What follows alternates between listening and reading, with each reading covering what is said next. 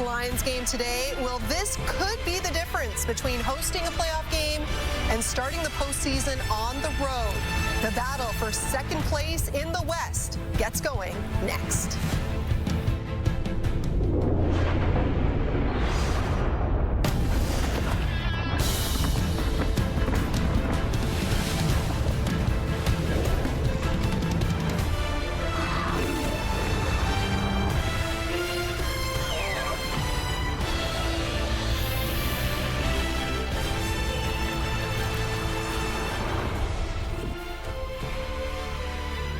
And all eyes will be on the quarterbacks. Nathan Rourke accounted for 5 touchdowns when these teams met just 2 weeks ago. The Lions have won 3 in a row. The Stamps have lost 3 in a row. But what a perfect place for Vernon Adams Jr. to get his mojo back. The former Lion making his first trip back to BC tonight.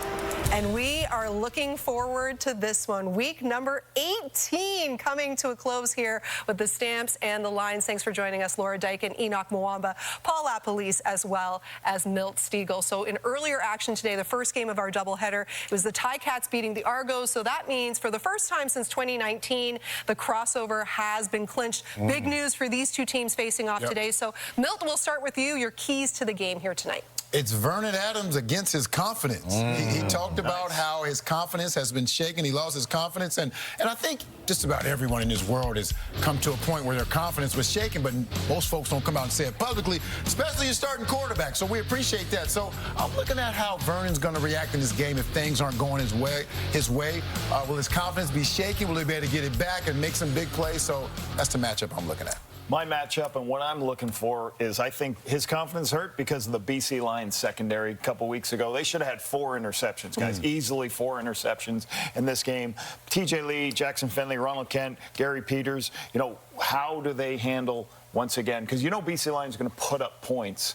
So Vernon's going to have to push the ball downfield. It'll be interesting to see this defense. They have given up a lot of big plays themselves, but can they get the takeaways that Vernon's He's going to have to answer the call because Nathan Rourke is going to find the end zone at some point tonight, multiple times probably, but there's going to be a predator, and this guy right there, Matthew Betts, is going to be running and chasing him all night long. In the last just 4 games, he's had already 13 sacks. I mean, he's been breathing fire off the edge, and so Vernon Adams Jr. is going to have to be elusive tonight. He better come in and have his confidence through the roof because his team is going to need him tonight. And it is welcome to Lorenzo Malden, who is brought over to the Stamps from the Ottawa Red Blacks. He's making his debut here tonight, speaking about defense, speaking about improving that pass rush. This should be a good one. Buckle up. The final game of Week 18 kicks off right after this.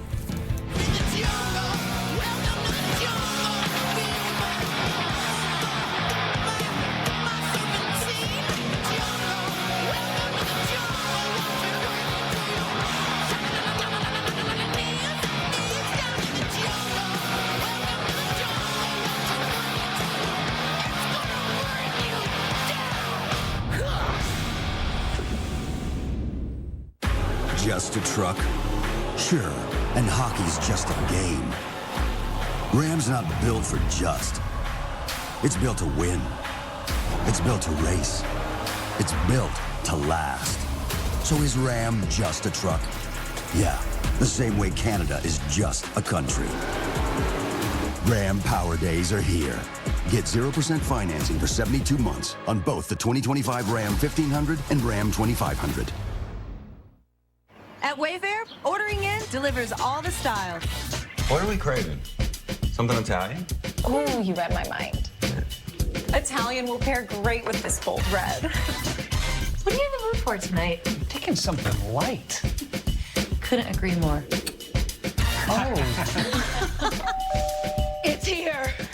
Oh, that was fast. And delivery was free. Wayfair, every style, every home. I'd do anything. Surprise! We got a dog. Aw, new pet? Let's go to PetSmart. We've got literally anything you need. And make life easier with AutoShip, so you never run out. Huh. PetSmart, anything for pets.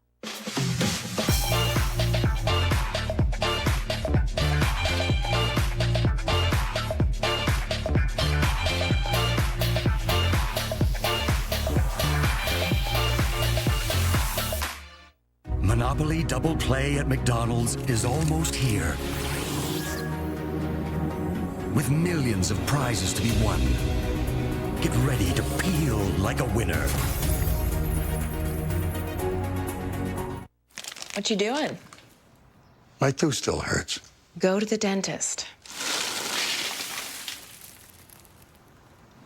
You know I don't have insurance. But the Canadian Dental Care Plan is here. If your family income is under $90,000 and you don't have dental insurance, you might qualify.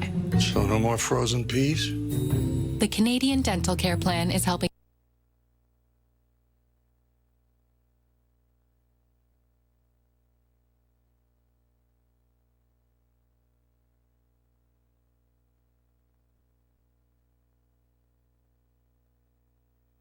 Dental care they need. A message from the Government of Canada. Practice starts in 20. Let's get it. T-Mac. Who shaves for practice? My game face doesn't take days off with Gillette Labs. Its green bar releases trapped hairs, so you can get virtually every hair in a single stroke. That's smooth. The best your game can get is Gillette Labs. Introducing the all-new Hyundai Palisade Hybrid. Ready to go the distance without interruption. I'm looking forward to multiplying these times. I'm ready for the Because sometimes going further is what brings you closer together. and these colors in your eyes, you know. We thought of everything because we thought of you.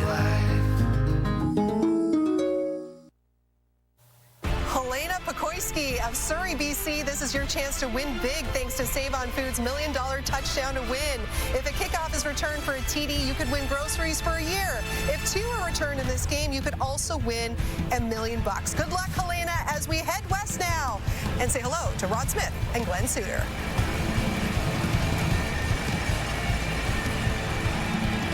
Thank you, Lauren. Hi, everybody, and welcome to Vancouver and the 3rd annual Gravy Bowl between the Lions and the Calgary Stampeders. A month ago, it was hard to picture this as a second-place showdown, but the Lions have won 3 straight, Glenn. Stampeders have lost 3 in a row, so here we are. And part of the streak, 2 weeks ago, Nathan Rourke had the best game of the season for him. Vernon Adams had his worst, and now he is back at BC Place for the first time since. Yeah, over the last 3 games, 2 quarterbacks heading in the opposite directions. Vernon Adams admitted this week that his confidence has taken a bit of a hit over the last 3 games, and it's shown in the numbers. Although he also said the Stamps had their best week of practice all year. Nathan Rourke wants to keep the Lions on a roll. They are 3-0, and he is averaging over 300 yards passing per game this season. Buck Pierce's Lions could clinch at least a crossover spot with a win and a chance at second place to come in at 8-7. At one point, Dave Dickinson's Stampeders were looking like the class of the league. They started at 5-1, but lost to Edmonton, BC, and Montreal. Now have them fighting for a home playoff date. They come in with a record of 8-6. And this showdown, whoever wins it would be in second place at this time. Still lots to be decided late in the CFL season. Stamps won the toss. They want the ball to get things started, and they do. It's Eric Brooks on the kickoff. And he is taken down shy of the 35. So Vernon Adams, you talked about his confidence shaken a couple of weeks ago against his old team. He gets the ball right away to get this thing started. Yeah, the Calgary Stampeders won the coin toss, so they took the ball, want to get Vernon Adams out there. He mentioned to us about the confidence being shaken a little bit over the last 3 games. I think it was excellent that he was honest. I'm sure his teammates feel the same way, and they're going to rally around him in this one. His running back, one of the leaders in the CFL, over 1,000, Diedrich Mills coming in. And he has the ball right away. It is Mills. He goes left side, Lions defense, which has been very solid in the last couple of weeks especially, and limit Mills there. One of the unsung heroes of this offense has been Chris Fortin at center, the rookie, 25-year-old, filled in for Bryce Bell after game 2 and has been solid at that center spot. And there's Diedrich Mills, 3rd in the league coming into this week in rushing. But it is a real close race between the top 3 guys.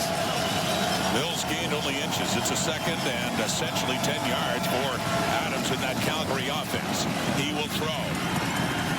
Runs out of time. Taken down. Sacked. And that Lions defense has been doing a whole lot of that lately. Pressure coming in, and a 2-and-out for Calgary to start this game. Well, they really have, and it's been led by Matthew Betts. And we'll get to Matthew Betts as this game goes on.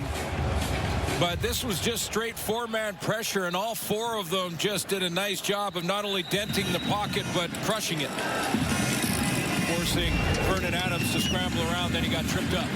Jonah Tavai putting the pressure on up the middle. Bradley and I there as well. Up on a 52 yards at 7 McGee.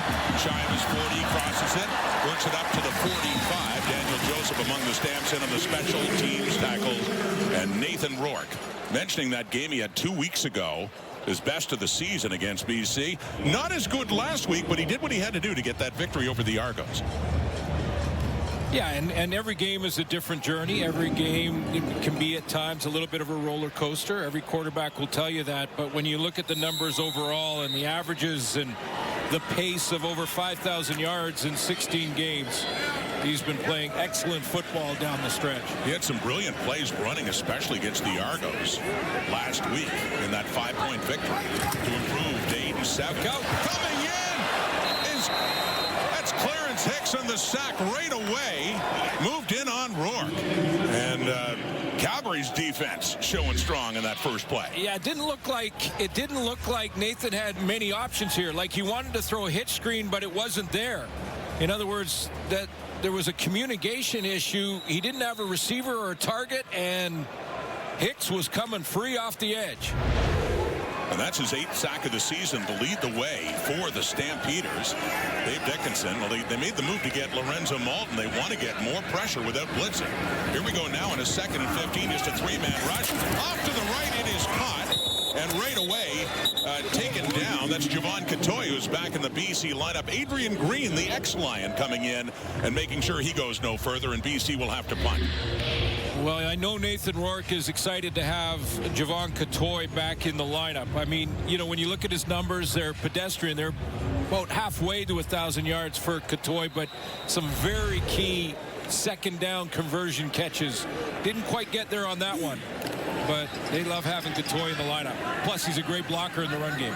Got it up to about the BC 50. Carl Meyer coming in to punt it away. 2 returners back for Calgary in Eric Brooks and Jalen Philpott. For the South African Meyer. And it heads Jalen Philpott's way. 50-yard punt. And he gets it up just across the 15-yard line, deep in the Stampeders' zone. And defense is strong so far for each team. Vernon Adams coming back on. 6-3 as a starter last year with the Lions and traded away to Calgary. Second time he gets a shot at his old team with the ball coming up in this scoreless time.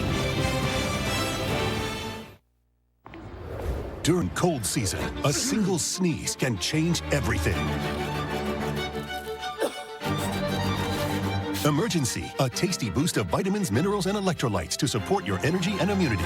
Get Emergency Ready. Taco Bell's new crispy chicken tacos and burritos might make us a chicken place. Then again, putting it in a tortilla does give taco place. Then again, our sauces are perfect for chicken. So I guess we're a taco place that's also a chicken place that's also a taco place.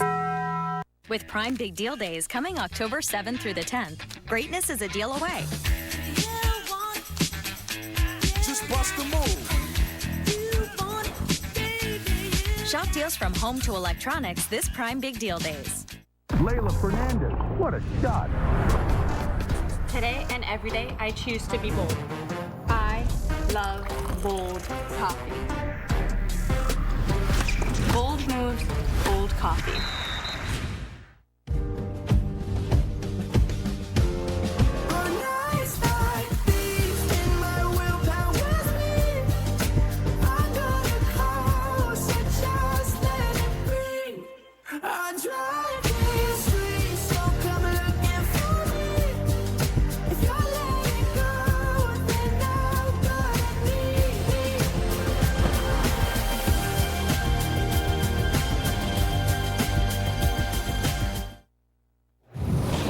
The Stampeders lost in Montreal by 18. Dave Dickinson thought score should have been closer and saw some things he liked out of Vernon Adams in that game. Yeah, you know, everyone's talking about the last 3 games and how Vernon Adams hasn't really looked like himself, as he admitted about the confidence issue. And Again, I think that's refreshing for him to say that and be honest about it to his teammates. And yet his coach thought he did some really good things in Montreal.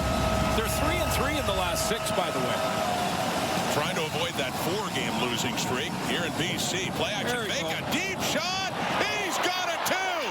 To the Moose. The rookie, Damien Alford. Big catch for him. And a great start in this first season. And less productive lately, but big production on that one pass. Boy, I tell you what, this can get your confidence back in a hurry. This is just a straight go route, nothing fancy about it. And Damien Alford, that'll give a quarterback a little bit of confidence. So one play and into the Lions zone, and then going left is Dedrick Mills.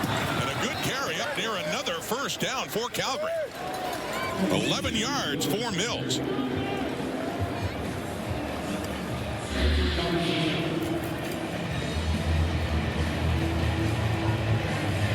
Good speed to the outside for Dedrick Mills on first down, carrying a little of the momentum of the big play down the middle to Alfred. Interesting running back showdown here, too. James Butler with BC. They're 2 of the top 3. A.J. Ouellette for now leads now. Moved ahead last night in Ottawa. Then you got Butler, and then Mills 26 yards behind Butler, and has that pickup 11 yards. First down at the 25. Here comes Adams. Stampeders throwing. End zone. No, nobody home. Closest to it, Ronald Kent of BC falls incomplete and a second down. Well, we talked about Matthew Betts and the role that he has been on. He leads the league in sacks with 13, but 9 of those 13 have happened in the last 3 games. Just on some kind of roll. Like, since they've been counting him, no one has ever done that. Micah Awe leads the league in tackles over 100, and Jackson Finley gets his second start at safety. Had an interception in his first last week. 2nd and 10. Calgary at the BC 25. Still early on here. Flushed out to the right, looking to take off. Gets to the 20, cuts it back inside. Ball did come out, but out of bounds. And little discussion here. The referee is Andre Proulx. The argument would be that the Lions thinking they might have touched the ball before it went out of bounds, which would give it to BC. Well, the strip or the player that hits it out of Vernon Adams' hand, that doesn't constitute possession going out of bounds unless he did it on his own and it was touched afterward. It'd have to have been touched after it was knocked out of his hands. But it is still Calgary's ball. Their field goal unit is coming on now. There you see it go out, but no Lion, you're right. Yeah. Aside from being forced out, did touch the ball as BC tried to argue. So no harm, no first down, but no harm for Calgary. They do have the chance after the 5-yard pickup to get the first points on the board in this game. And it's Rene Paredes. 2 veteran kickers in this game, too. Sean White for BC and Paredes. 27 of 34 on the year and well within his range. This will just come from 27 yards away. He's 2 for 2 last week. He's 1 for 1 in this game.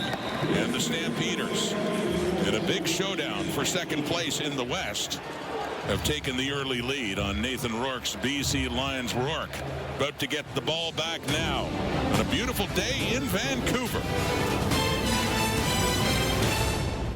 Imagine if your fave spot was always nice. Your usual, perfect. Your friends, right on time. As for your investments, well, imagine if everything was as good as gold. It's on Poshmark. It's here, and it's half off. Find the best deals today. Yes, Poshmark. I knew Poshmark would have it. They're perfect. Find everything you want on Poshmark. Download the app to start shopping today.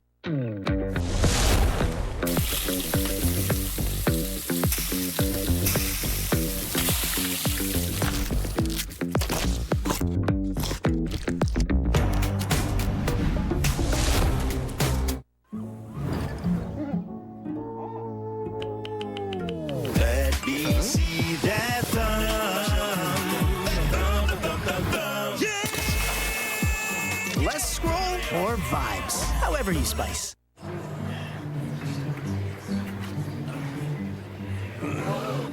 When your back hurts, life hurts. Roback's dual action formula relieves pain and relaxes tight muscles. Take back your back with Robax. Bleeding gums are a sign of bacterial infection.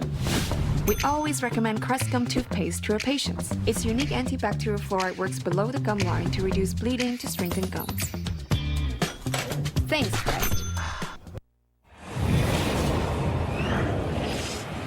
Nathan Rourke. What a great game he had against the Stampeders 2 weeks ago, Suits.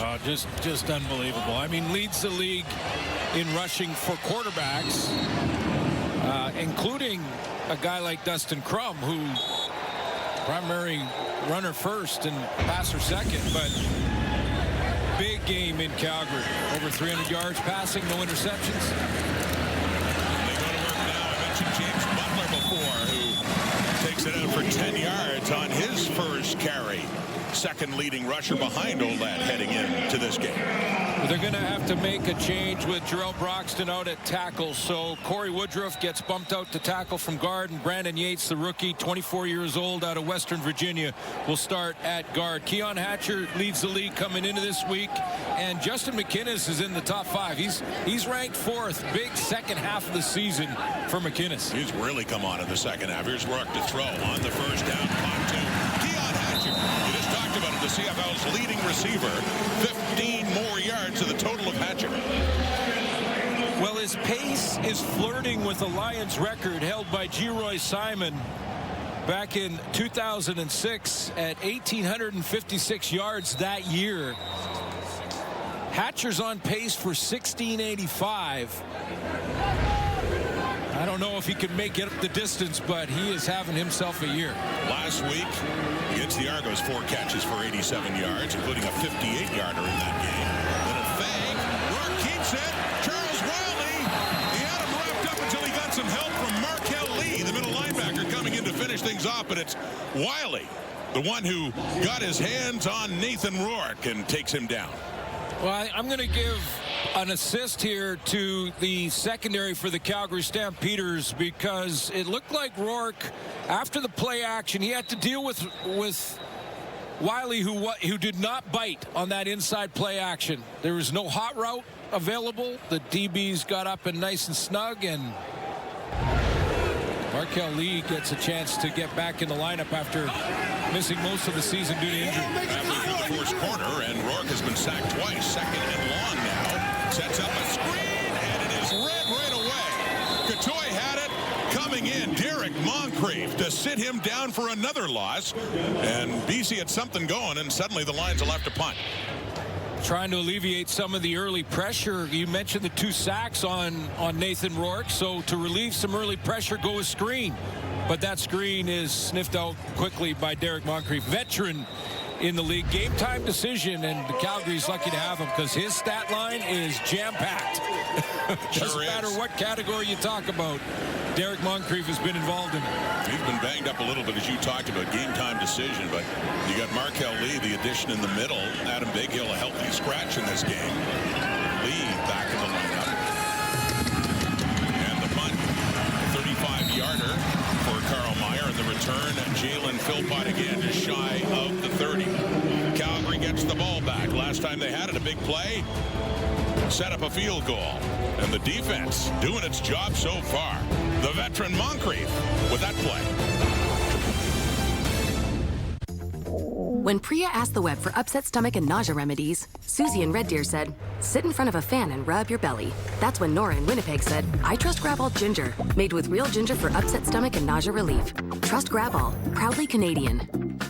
With Prime Big Deal Days coming October 7th through the 10th, greatness is a deal away.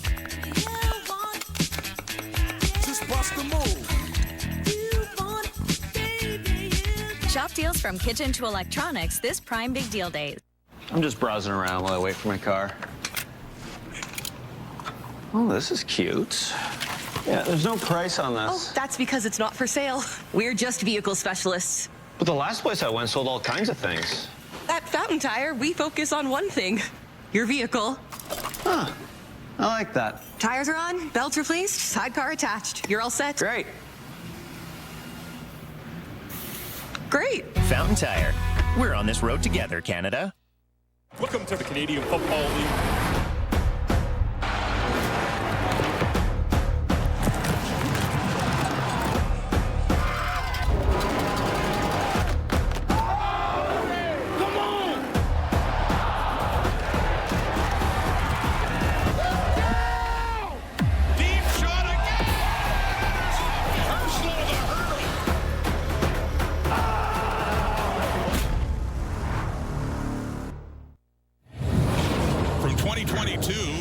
Season, Vernon Adams Jr., called BC Place home, has returned now for the first time since he was traded away to the Stampeders. With more on this return, let's go to Farhan Lalji.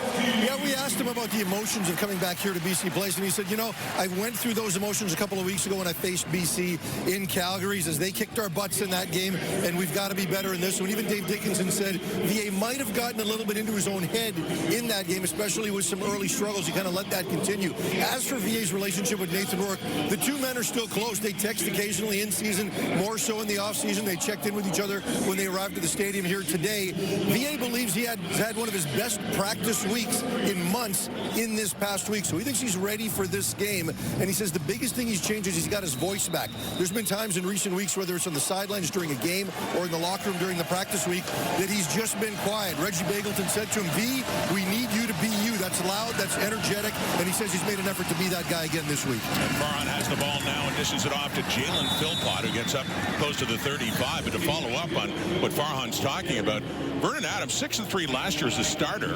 The one time he had the job exclusively his in 2023 when Nathan Rourke was away, threw for over 4,700 yards. He was the team nominee, his most outstanding player.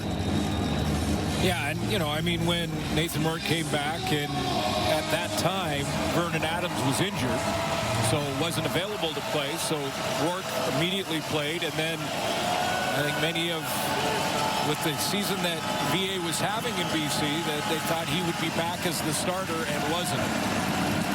Empty backfield now. The set down at 6. It is caught.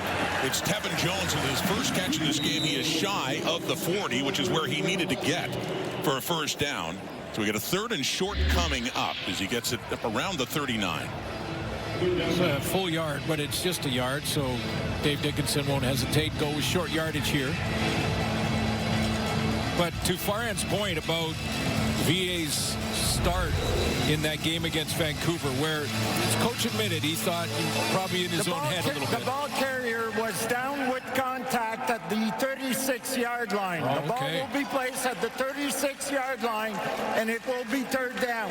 Yeah. So Tevin Jones, when he caught that ball, spun. It looked like he put his hand down. And I think that's what Dave Dickinson is arguing, that it was just his hand that he put down. Let's take a look, because it changes the spot and the decision.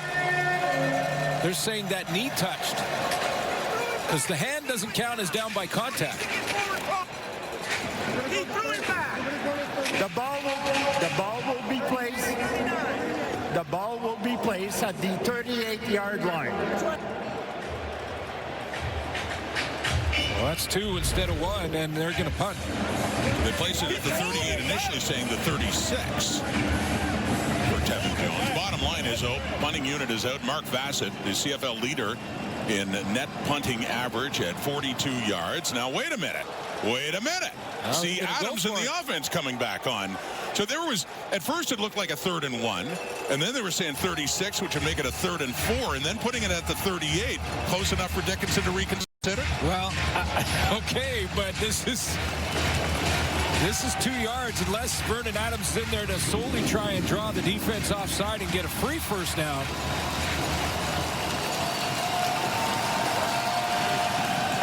Well, here we go. Quincy Vaughn in for short yardage. It looks like they're doing just that. And they draw him off. BC must see this coming. Holding tight. No snap. Play clock. Oh, we got movement. Zach Williams on the left and Jalen Philpott. Illegal procedure. Calgary number 67. 5-yard penalty. It remains 3rd down. Your point, that's what they were trying to do. Yeah, and Vernon Adams stayed on the field. He was just a wide receiver in that formation to try and deliberately draw the defense offside, get a free first down, and they did it with that quick substitution too. It's try to create a little, some speed to the whole process. Let's get that offense back out there. We're going short yardage. Here we go. First sound, all of that stuff, hoping that the defensive line will get jittery, jump offside, and get a free first down. Didn't happen. Instead, punting getting back on for Bassett now with the 5 yards further back, standing inside his 20 to get it away to 7 McGee. He's heading off to his left, right at the 25 to take it. 7 McGee for a 53-yard punt. Kyle Wilson on special teams to take him down around the 32. Slower start for Nathan Rourke and the BC Lions offense compared to a couple of weeks ago when they led after 21-0. Down by 3 at BC Place. KFC's $12 meal for 2. 2 pieces of original recipe, get 2. Popcorn chicken, make it 2. And fries, get 2, too. The $12 meal for 2, a finger-licking good deal. Only at KFC.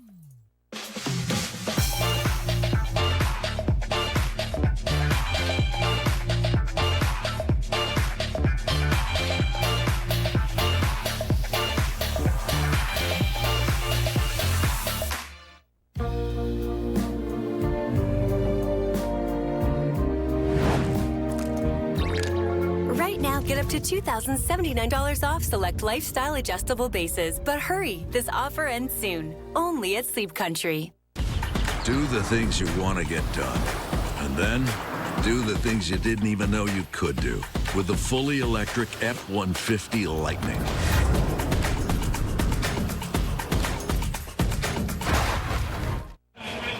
Last week, Nathan Rourke became the first Canadian quarterback in history to go over 4,000 yards for a season.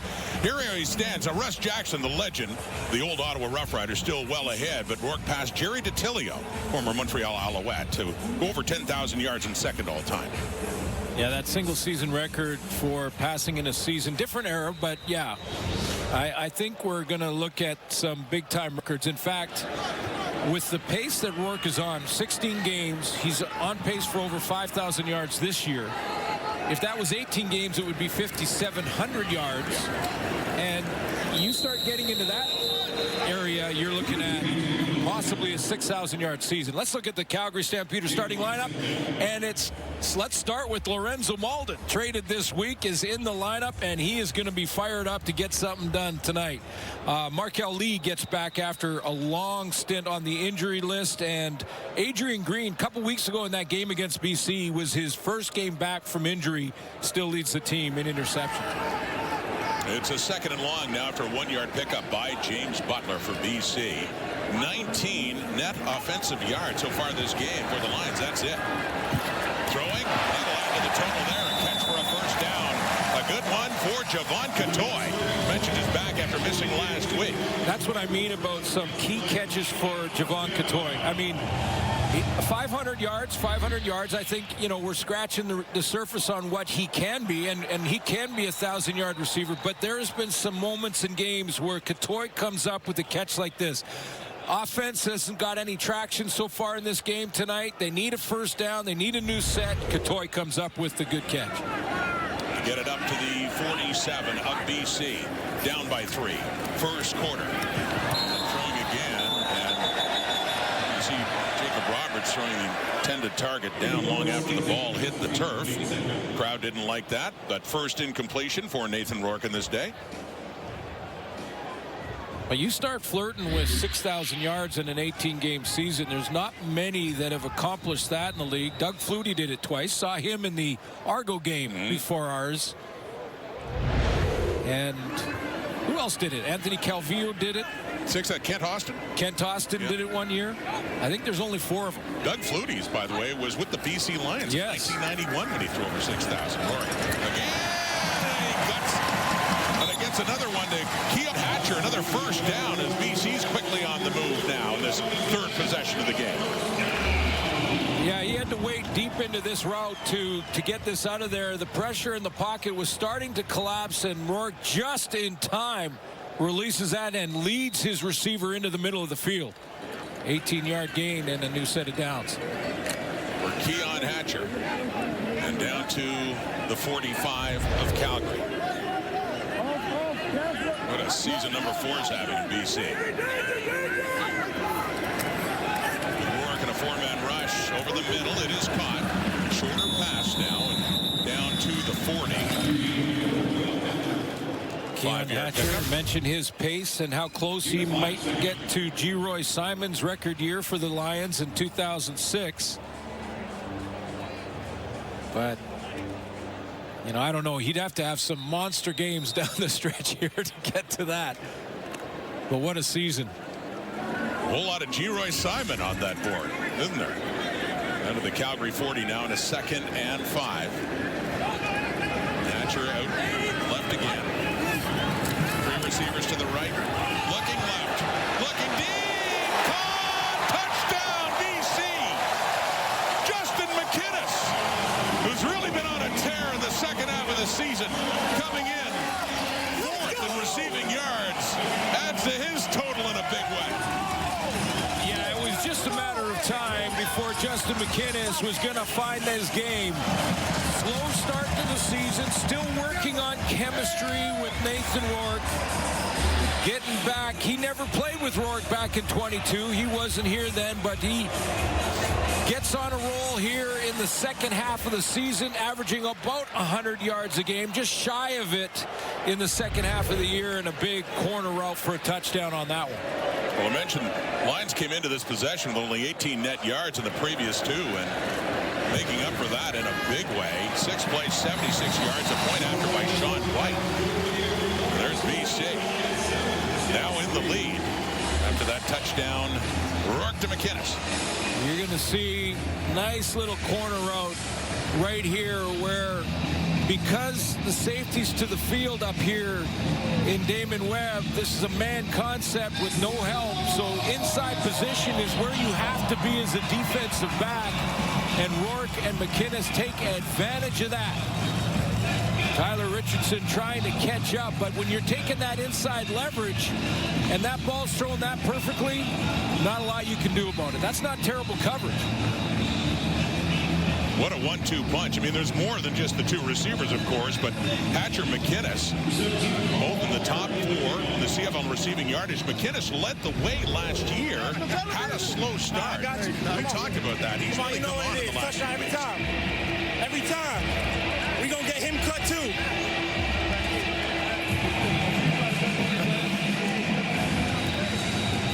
From Pierrefonds, Quebec, Justin McInnes, his 7th touchdown reception. The Stampeders now trail by 4. Eric Brooks back for this one. Bobbles the ball. Picks it up at the 20, and here he goes. 30, 35. Tripped up as he almost had something big going on, but a flag comes out as well as he got it up across the Calgary 40. This is usually an illegal block. We'll see what the refs come up with here, but a little bit of a battle with the football. Eric Brooks had that big kick return on Labor Day. Return, holding Calgary number 77, 10-yard penalty, and a first down Calgary. If you're going to have your first big kick return for a touchdown for a team, Labor Day's a great time to do it in the regular season. For Eric Brooks, second year at Fresno State, taking over those kick return duties. Killon Thomas got the flag, so that pushes them back to their 10. Now down 7-3, late, seconds to go until quarter time. Diedrich Mills, right side, finds room, still going, up to the 28. And a first down for Calgary to buy them a lot of space and an 18-yard pickup for Mills. Yeah, a couple of things that, this looks like it's game planning for Dave Dickinson. This is the second time that a play like this has been successful in the run game for Calgary. Bouncing outside, getting the edge, getting into the linebacking core with Dom Rhymes that time locked up on Micah Alway, so he couldn't get and scrape to that. But 2 off-tackle runs that have been successful for Calgary. We'll go back to it. Averaging 10 yards a carry, 3 for 30. Mills pressure, and for the second time in the afternoon, Jr. Deontay Williams coming in. Yeah, comes off the edge, Rod, Deontay Williams, but it was the push up the middle that secured the sack, because that's where VA wanted to escape.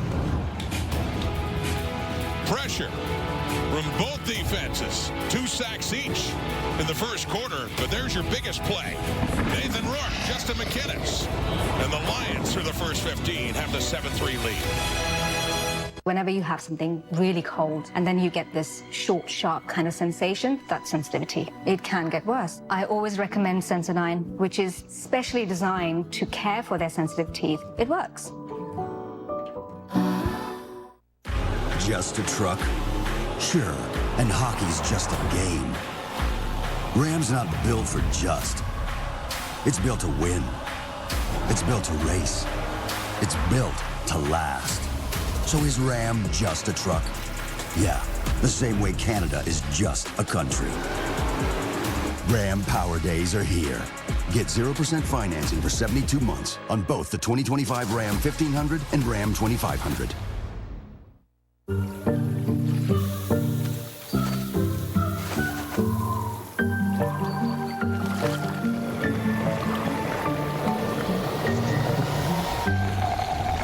Sponge towels. Nothing absorbs like it. 7-3 BC through one quarter. Bear in mind those suits. A couple of weeks ago, the Stampeders got in an early hole down 21 thanks to turnovers, but defensively playing better in this game. Oh, I don't think there's any question that their defense has picked it up a notch. I mean, Markel Lee coming back at the middle linebacker spot helps, getting Lorenzo Malden in that trade to fill in for Flo Arimolade. That was a big hit when they lost him to an Achilles injury. So clearly this has been the best quarter in the last few games for this Calgary defense, and that's why Nathan Rourke, I should say, struggled early in the quarter trying to get any traction on offense. Stampeders did pick up a couple of sacks in that first quarter. They have the ball now after the touchdown for that man, Justin McInnes, 40-yarder. Now that 98 yards, there was one drive for BC in the first quarter. And they have that 4-point lead. Quarter number 2, here is Vernon Adams. Trying to dump it off, and look like it's intercepted. No way. Jonah Tavai was lying down. Did he catch it? And it is BC football. Adams coughed it up. That didn't go where he wanted it to, and it fell into the lap of Jonah Tavai lying down. Let's take a look. Just 3-man pressure. Tavai's the middle guy. He's just kind of spying this and hanging out in that area, and I think he does dive and get to it. Now, the lineup says he's 5'10", 283, and I don't believe it. The previous play is under review by the replay center. Oh, maybe not. Maybe it doesn't count. I don't believe he's 283. I think he's over 3 bills for sure. And he dove like with the skill of a wide receiver there to at least make this close. Does he get a pick? Well, or is the replay center gonna? That's a catch.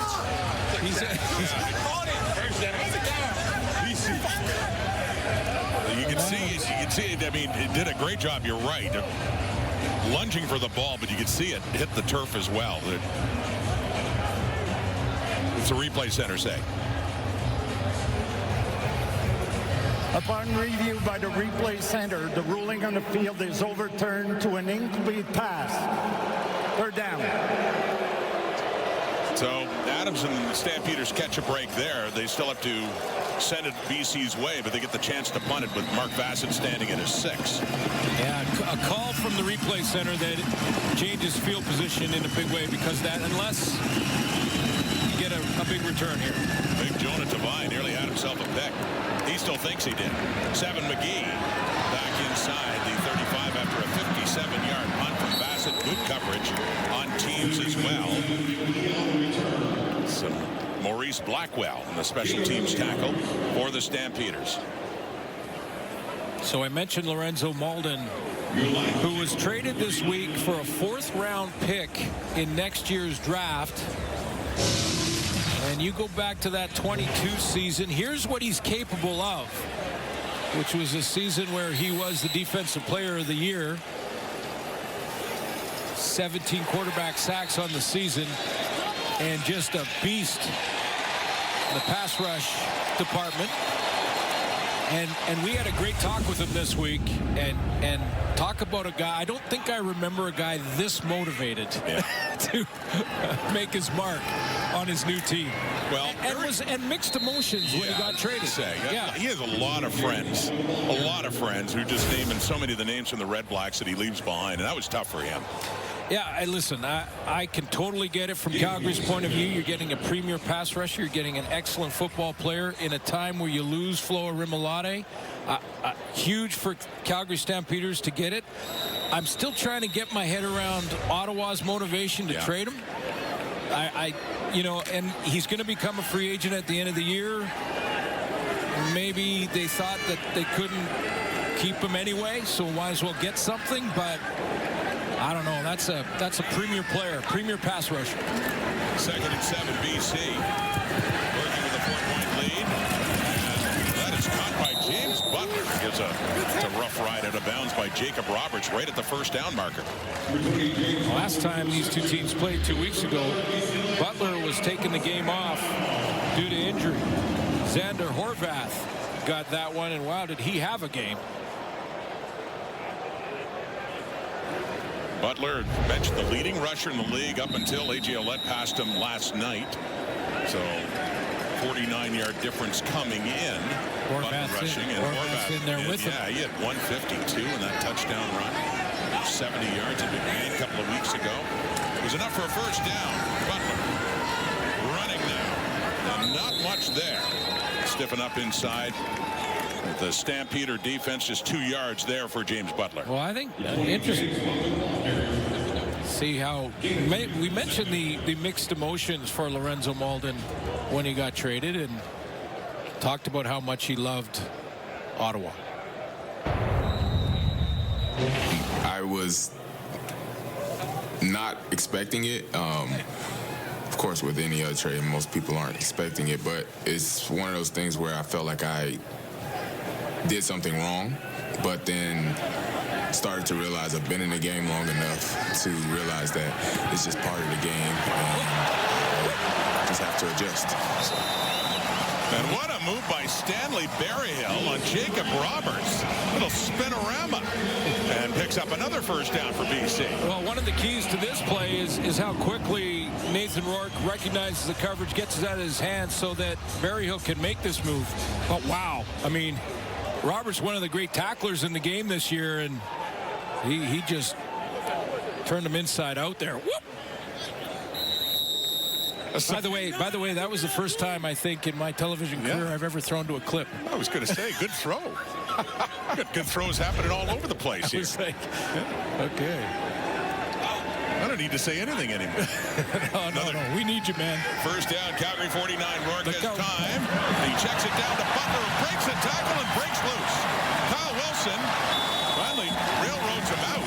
But another good pickup, and here comes BC. Another first down after a 17-yard catch and run. Butler. Yeah, and these are earned misses.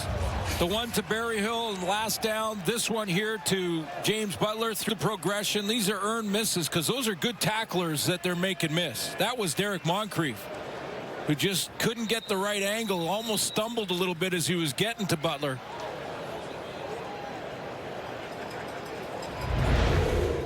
Last possession, BC, resulted in a touchdown late in the first quarter. Here they are on the second, and they're down to the Calgary 32. Impressive looking drive is work. Rolls right, throws, it's caught inside the 22. A lot of pepper on that throw. Caught by Javon Catoy. That's what I mean. This is what I'm talking about with Catoy. This is a tough catch. He makes it look routine. Inside, he's got coverage from Adrian Green right on his back. Has to adjust and get in there and stab it. Catoy's been targeted 5 times. He has 4 catches, 33 yards. That was a nice snag. Now they're inside the 20. First trip into the red zone. BC. It was a longer play that led to their 1 touchdown in this game so far. To McInnes. Rourke. Butler, right side. Takes a hit. pushes ahead. It's Kyle Wilson on the tackle. Initial contact and a couple more yards. It's 5 yards for Butler. This is about the fourth play that looks exactly the same in 3 different plays off of it. You're going to see Keon Hatcher going across the formation. They can fake it to him or give it to him on a fly sweep or give it to Butler or have neither of those 2 players get it at the line of scrimmage and get Nathan Rourke on a rollout. So it looks the same to the defense, but 3 different things happening at once. Gain of 5, 2nd and 5. Inside the 15. 8th play of this drive for Rourke. To throw. Has time. End zone. Touchdown.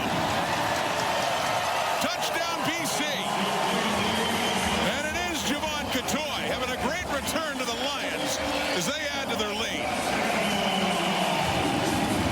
Another name that this week for BC was on the injured list most of the week of practice. And we asked Coach about Catoy and whether or not he'd be available. He said, we're still not sure, and that was just a couple of days ago. But, yeah, they're happy to have him back. And all of the traction on offense from the last drive of the first quarter till now happened on that first Catoy catch for a first down, led to a Hatcher catch, and then the McInnes touchdown, and now this offense is rolling. Oh, yeah, Rourke's keeping him busy, too. Javon Catoy, 5 catches, 47 yards, and that touchdown, number 6 on the season for him. The point after from White. And BC, 2 possessions, 2 touchdowns, opening this one up against the Calgary Stampeders. Rourke, Catoy, 14-3, BC.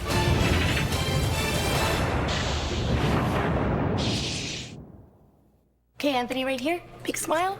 This is Anthony, CIBC client, filmmaker, and orca enthusiast. Yep, orcas. His lifelong ambition? To film them in the wild. Little did he know. It costs so much money. Enter Colin, his longtime CIBC advisor. He turned his spending habits into a savings plan, and in 1 year got him to Norway. So he could shoot this and this. What's holding your ambitions back? We're here to help make them happen. CIBC, ambitions made real. What makes Special K Vanilla Almond so special? The 12 vitamins and minerals? What about the real almonds or that sweet vanilla flavor? Or do good things just come in threes? Special K, special for a reason. You know those times when you're not drinking, but you really fancy a lovely, cold, smooth Guinness? Well, guess what? Guinness Zero. We've taken the alcohol out, but left the Guinness in. Chevrolet believes the truck should be as capable as they are dependable. Like the rugged Colorado and the highly capable Silverado 1500, the powerful Silverado HD, and the uncompromising Silverado EV. In every Chevrolet truck, dependability comes standard. Right now, finance a 2025 Chevrolet Silverado 1500 Crew Cab from 0% for 84 months. Chevrolet. Together, let's drive. Shout out Jaddy. Good job today on the win. Shout out Samad. I'm thinking about some prayers up. And that's another donation to World Vision, baby. Let's go. Donation to World Vision there on an inside little change motion. He's going to run it out and then a wheel down the sideline or an out and up and nonchalantly reaches for that ball. Watch how he waits till the last second to reach out not to give Jaden Grant the heads up that the ball's about to arrive. Donation to the scoreboard for the Lions, too. 8-play drive, 71 yards. Catoy, for missing 2 games with an ankle injury, back in a big way in this game. So Stampeder football, you talked about the Calgary defense that have been doing a very good job, but being tested now. Adams coming back on now. Calgary football, but in a 14-3 hole second quarter. Practice starts in 20. Let's get it. T-Mac. Who shaves for practice? My game face doesn't take days off with Gillette Labs. Its green bar releases trapped hairs, so you can get virtually every hair in a single stroke. That's smooth. The best your game can get is Gillette Labs. Here's to the morning routiners. The itinerary printers. The perpetually early. You know, the squares. When life gets bumpy, who fits better in your corner than a square? Consistently good, squares make the world go round. That's why the shreddy squares in your bowl celebrate the square in you. Monopoly Double Play at McDonald's is almost here. With millions of prizes to be won. Get ready to peel like a winner. We are made in Canada.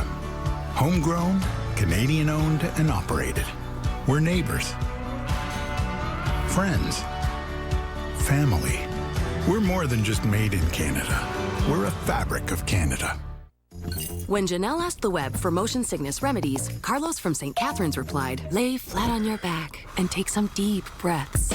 That's when Nora in Winnipeg said, I trust Gravol. For fast, effective relief from nausea, trust Gravol. Proudly Canadian. Have to think a big game for Vernon Adams Jr. back here at BC Place for the first time this season. He's 3 for 5, 66 yards. And yeah, he had a very solid start, along with the Stampeders, up to a 5-1 start, but slumping lately. Well, you take a look at his first 6 games and 5-1. And he was averaging around 287, almost 300 yards a game passing. In the last 6, that's dropped to 212. But they're still 3-3. Yeah. So, you know, they win on Labor Day. And since then, yeah, they've gone through this 3-game losing skid. And that's where the numbers have drastically dropped for VA. And that's what he was talking about this week. And that he has to just play better. Give his playmakers a chance. But the guy that they've got to activate is Dom Rhymes. I'm just a little bit in Montreal last week, but Dom Rhymes is better than his numbers are showing right now. And he has been their leading receiver, so yeah, a lot having to get it going. 4-yard pickup for Jalen Philpott, 2nd and 6 for Adams. The throw again. Off to the left. Oh, nearly a great catch by Philpott, but Jackson Finley, the rookie out of Western, with good coverage there to make sure he can't hang on. And it's the second 2-and-out straight for the Stampeder. It's a great play by Jackson Finley, who's got a ball for the trophy case from last week's interception. Finley's going to end up to the right of your screen, just not giving up on this play, because Philpott had it. He had it with both hands. But Finley dives, keeps with it, keeps pushing, and before he's maintained control, the ball is punched out. Big pickup in the draft for the Lions to get Jackson Finley. 55-yard punt. Sam McGee really backtracks, trying to find some room, and finally does go down. Again, Blackwell on the special teams tackle back at the 25 for the Lions to take over. Better, but no, it's too much of us to let go, and there just ain't enough road. There just ain't enough road. Slow start for the BC offense, but their last 2 possessions have resulted in touchdowns and a 14-3 BC lead halfway through the second quarter. Yeah, I mentioned that Calgary defense playing better in the first quarter until that final drive. And now the first drive for BC to start the second quarter, again, another touchdown drive. But that was another thing that Coach Dickinson talked to us about. Defense got to make those plays they were making early. Throwing quickly on first down, and no, incomplete. Adrian Green there in on Justin McInnes. Yeah, plays like that. You know, and when we talked to Coach Dickinson about his defense and how early on in the season, a lot of young faces, a lot of new looks, Coach Slowick getting them all together. They were not only taking the ball away back then, but they were scoring. I mean, they had some pick sixes, and you know, Moncrief against Winnipeg had one. 10 tackles for Lee in his very first game of the season. They were flying around making plays, and they haven't over the last 3 losses. 0 takeaways. Rourke again over the middle. Well, 0 takeaways. Jaden Grant had a shot there on that deeper ball over the middle, and a good knockdown for Grant and the Stampeders, forcing the Lions to punt. Yeah, you know, and I would suggest, it's going to happen right up here, I would suggest that early in the season, Grant may have tried to intercept that pass. He may have just, in this drop back, he reads it well. He sees that inside slant. He knows it's coming. He's timed it up, and in the first 7 games of the year, they were taking that back. This year, he knocks it down. Still a great play, but it's the back half, and they're trying to get their legs underneath them again, and he goes for the knockdown and gets it. And they force a 2-and-out for the Lions. So to get the ball back here in the second quarter, down by 11. Eric Brooks chased off to his right, gets it at the 35, and he weaves his way up to the 40 after a 53-yard punt by Mark Bassett. Now they needed some kind of stand by their defense after giving up 2 touchdown drives, and they got it on that one. Jaden Grant, the knockdown, 14-3. Lions lead it. Isn't it nice when things are as good as gold? You know, when your fave spot is always nice. And your usual? Perfect. If dating matches always match there, well, hello. And all your friends arrived right on. As for your investments, imagine if everything was as good as gold. Your best defense against erosion and cavities is strong enamel. Nothing beats it. Pro Enamel Active Shield actively strengthens the enamel to defend against erosion and cavities. I think that this product is a game changer for my patients. It really works.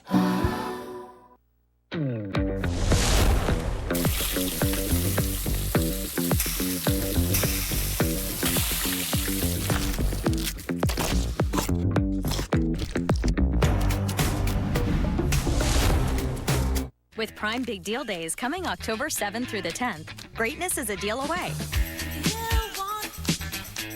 Just bust the move. Shop deals from home to electronics this Prime Big Deal Days.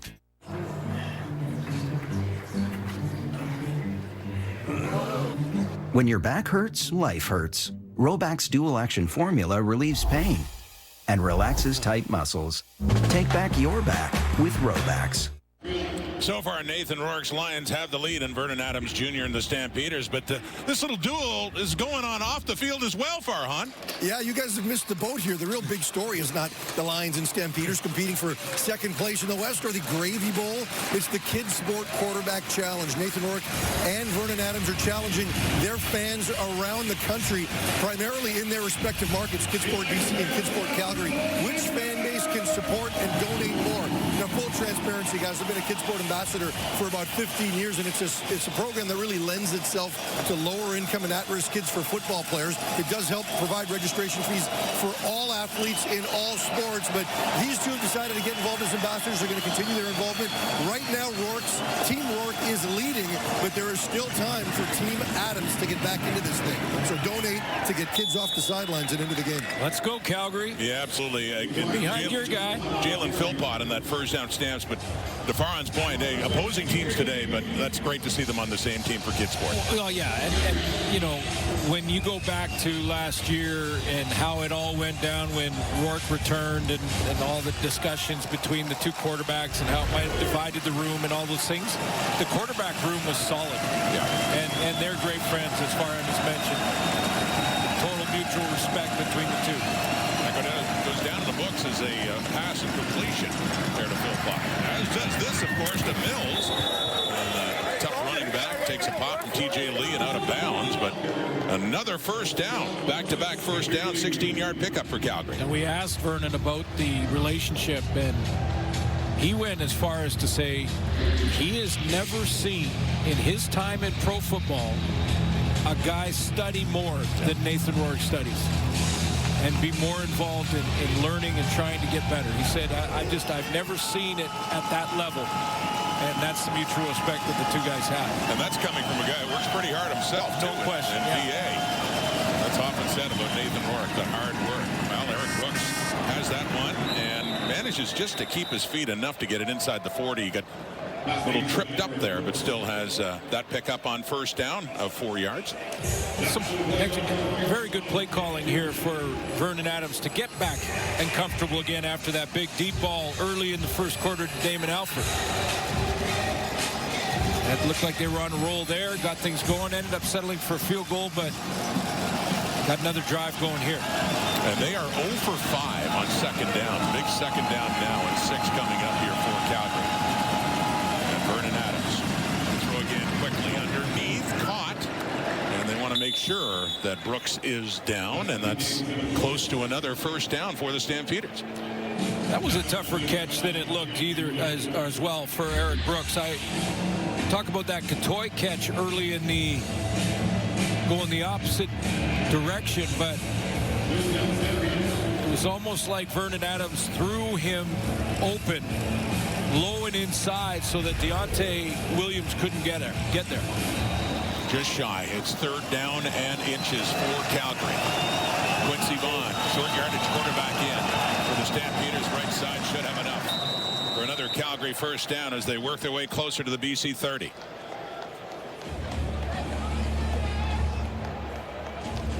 Saw before this drive began, Vernon Adams. You remember when he starts flapping his arms back and forth. It's like he's warming up, loosening up, and it seems to me that every time he does that, his offense, whatever team he's been on, puts a drive together. There you go. I don't know if it's staying loose, getting focused, field goal range now, and looking for more. He's been doing it. We got like early movement. And that's nearly caught by Tevin Jones and over Robert Carter, but no, incomplete. Quick on the far side of the line for BC.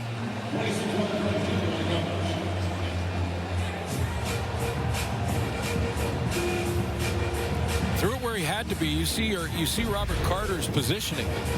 He's underneath. If that's low and to the inside shoulder, it's going the other way. So Adams had to put it outside shoulder to where only his receiver had a shot. Carter couldn't get it. Remember, Carter only needs one hand. Yeah, we've seen that right in this building against Hamilton. Back in the summertime at the 31 now. Second down and 10. Adams under pressure again. And he is sacked for the third time in this game. Matthew Betts is in the mix. There were several. That's the CFL sacks leader, Matthew Betts, who is at 9 in the past 3 weeks coming into this game, which is, as far as they document, back to 1995, a CFL record. Kind of a group sack for the BC Lions that time. And Vernon Adams looks like they're going to settle for a chance at 3. Adams under pressure. The Lions don't let him get away. Get Advil Liquid Gels for fast and effective relief. And conquer your tough pain and fevers with the power of Liquid Fast Relief. Try Advil Liquid Gels and get liquid fast relief. At Wayfair, we bring style to every get-together. They brought wings. You mean these wingback chairs? Dive in, everyone. We brought plenty. We brought the ranch. Woo! Wings and ranch? Now it's a party. Wayfair, every style, every home. Huh. We've already got tons of WestJet points. Yeah? I'm booking it. Your next travel story is waiting. Make it happen with the all-new WestJet Rewards.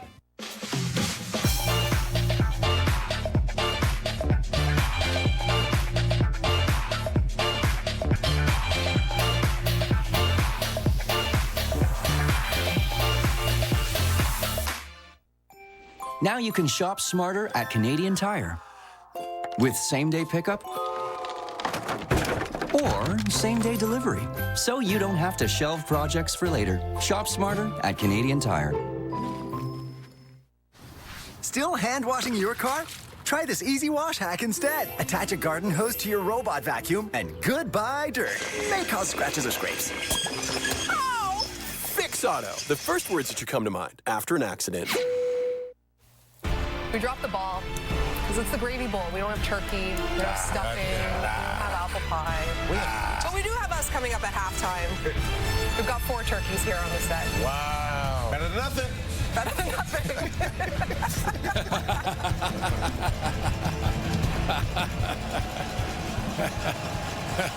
Well played, That's a good Laura. one. Nice. Well Laura. played. Nice. Panel coming up.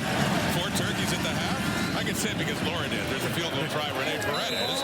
After it was Matthew Betts getting credit for the sack of Vernon Adams Jr., league leading 14 now in the year. There's Betts. What a run he's been on. Yeah, Mike Benavides, the defensive coordinator, been moving him around, so he's not just coming off the edge, and this time he's right down Main Street. So Betts in that two-point stance. He's going one-on-one with the guard on the inside to Zach Williams, and he ends up running into Williams, Dedrick Mills, and then falls under to get credit for his 14th on the season and 10 in the last 3.5 games. It's amazing. 3 last week. Couple 2 weeks ago, he had 4 back here against Ottawa 3 weeks ago, and then 1 to 10 in 4 games and counting. James Butler late in the first half. Butler trying to reclaim top spot in the rushing lead, getting a little bit closer there. 6 more yards. The leader right now, A.J. Ladd of Saskatchewan. One game that Betts had 4. Only a couple of Lions that have ever done that. Yeah.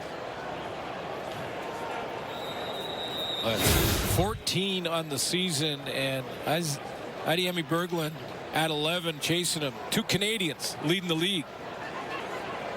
If that holds up, never been 2 Canadians.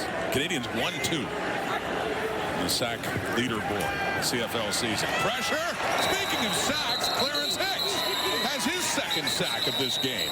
He's the sacks leader for the Stampeders and gets to Nathan Rourke again. And yeah, look at the sack totals for both sides.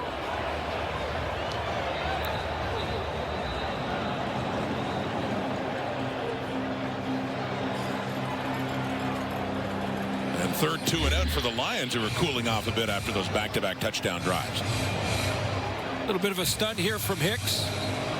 On top of the line there, and he comes from a defensive end and comes back inside and fills an inside gap.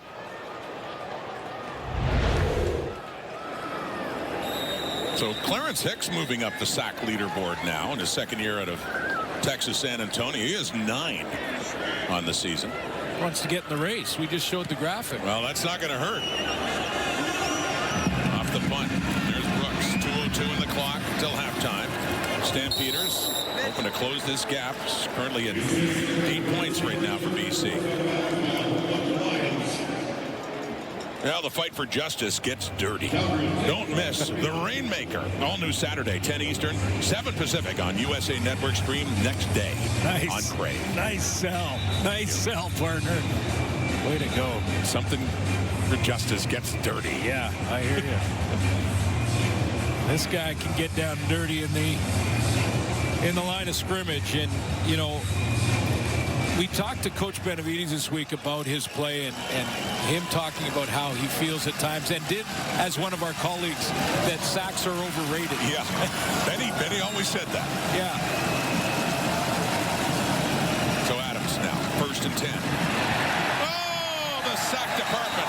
Add one more. That's Bradley Anai, new to the Lions. Jonah Tavai in there, excuse me, as well. Yeah, I think Tavai's, he's inside.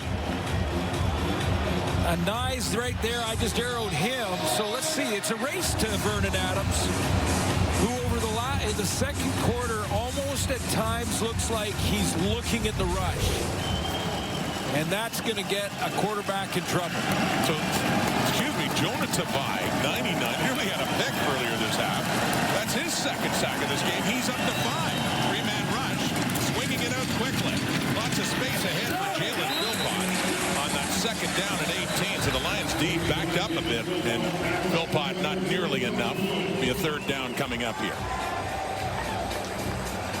Yeah, this is an interesting formation on 2nd and long that they just rushed with 3, but one of them is Matthew Betts, who his motor never stops. I mean, and this is when we talk about the fact that maybe quarterback sacks are overrated at times, and sure, whatever. I think they're obviously important, just like tackles for losses, same thing. But this guy on the backside of plays never stops. And when he wasn't getting sacks early in the season, he was still getting tons of pressures. The punt by Bassett for 7. McGee lets it hop, takes it at the 26. 49-yard punt, out of bounds he goes. Ball A 10-yard penalty will be enforced from where the ball was caught, back 10 yards, and a first. So that's BC's first penalty. Want to follow up a thought, though. You're talking about Mike Benavides and sacks. Yeah. We're going to be heading to the studio soon. When Benny was in our studio, he used to say that. Sacks are overrated. But he also would consider great sack totals a sign that the defense is doing something else really well. And you talked about other things that Matthew Betts, that generally the way he plays, that the sacks are bound to follow. Yeah, I mean, he'll run down running plays from the backside. And with that kind of effort, first of all, it's a great way to lead by example. But with that kind of effort, then the sacks will come. The stats will come. And he's currently the sacks leader, Matthew Betts. Mike Benavides was defensive coach in Ottawa in 2022 when the CFL sacks leader was Lorenzo Malden. Yes. Who's making his debut with Calgary today. On a running play, BC ball, just over a minute to go until halftime. They're still up 14-8. See the helmet come off the head of Markel Lee and making life tough there. There's Malden out there, and must be a strange feeling. Still wearing red, but it's no longer red-black, red and white at the Calgary Stampeders. Well, after last night and the playoff hunt, when you consider that, I'm sure Malden goes, oh, okay. The old team is out of it. Feeling for some friends, I'm sure. Yeah. But he still has a chance at a playoff spot. The Red Blacks do not after their loss to Saskatchewan last night. 2nd and 7. BC 18. Nathan Rourke. Deeper ball to the left. And it's caught up in the 50. Aiden Eberhardt into the act with his first catch of the afternoon and a 32-yard gain. 44 seconds on the clock as they hurry up. They're going tempo, so we got to go. This is a corner route from Eberhardt.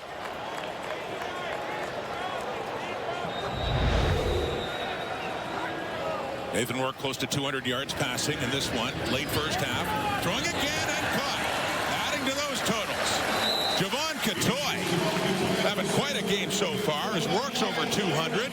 Another good pickup and a first down. 16 more yards for Catoy, who was a touchdown in this game. Got James Butler out here at wide receiver. Half a minute to go till halftime. To the right. Caught out of bounds. Butler. And another BC first down.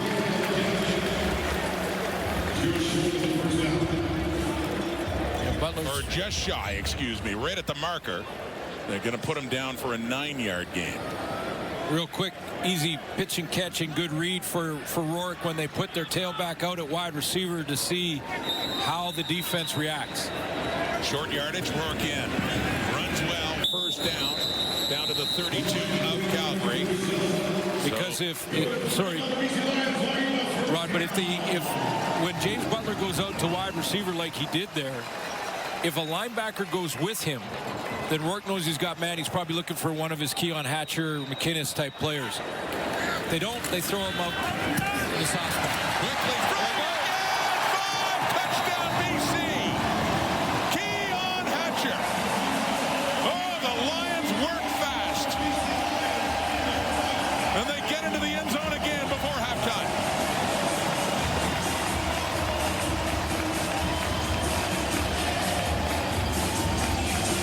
How about this drive for Nathan Rourke? Tempo drive, knows the time's running out in the half. He's got to go the length of the field, accurate on his passes, good play calling to recognize pre-snap what the defense is doing. And then Hatcher breaks a tackle to take it to the house. Talked about Rourke having his best game of the season against the Stampeders a couple of weeks ago when he went 20 of 24, 331, 2 touchdown passes, no picks, scored one on the ground as well. Nathan Rourke in this first half is 15 of 18 for 216, 2 touchdown passes, no picks. So on pace for a 400-yard game, and all of a sudden they've figured out this Calgary defense that had a good first quarter.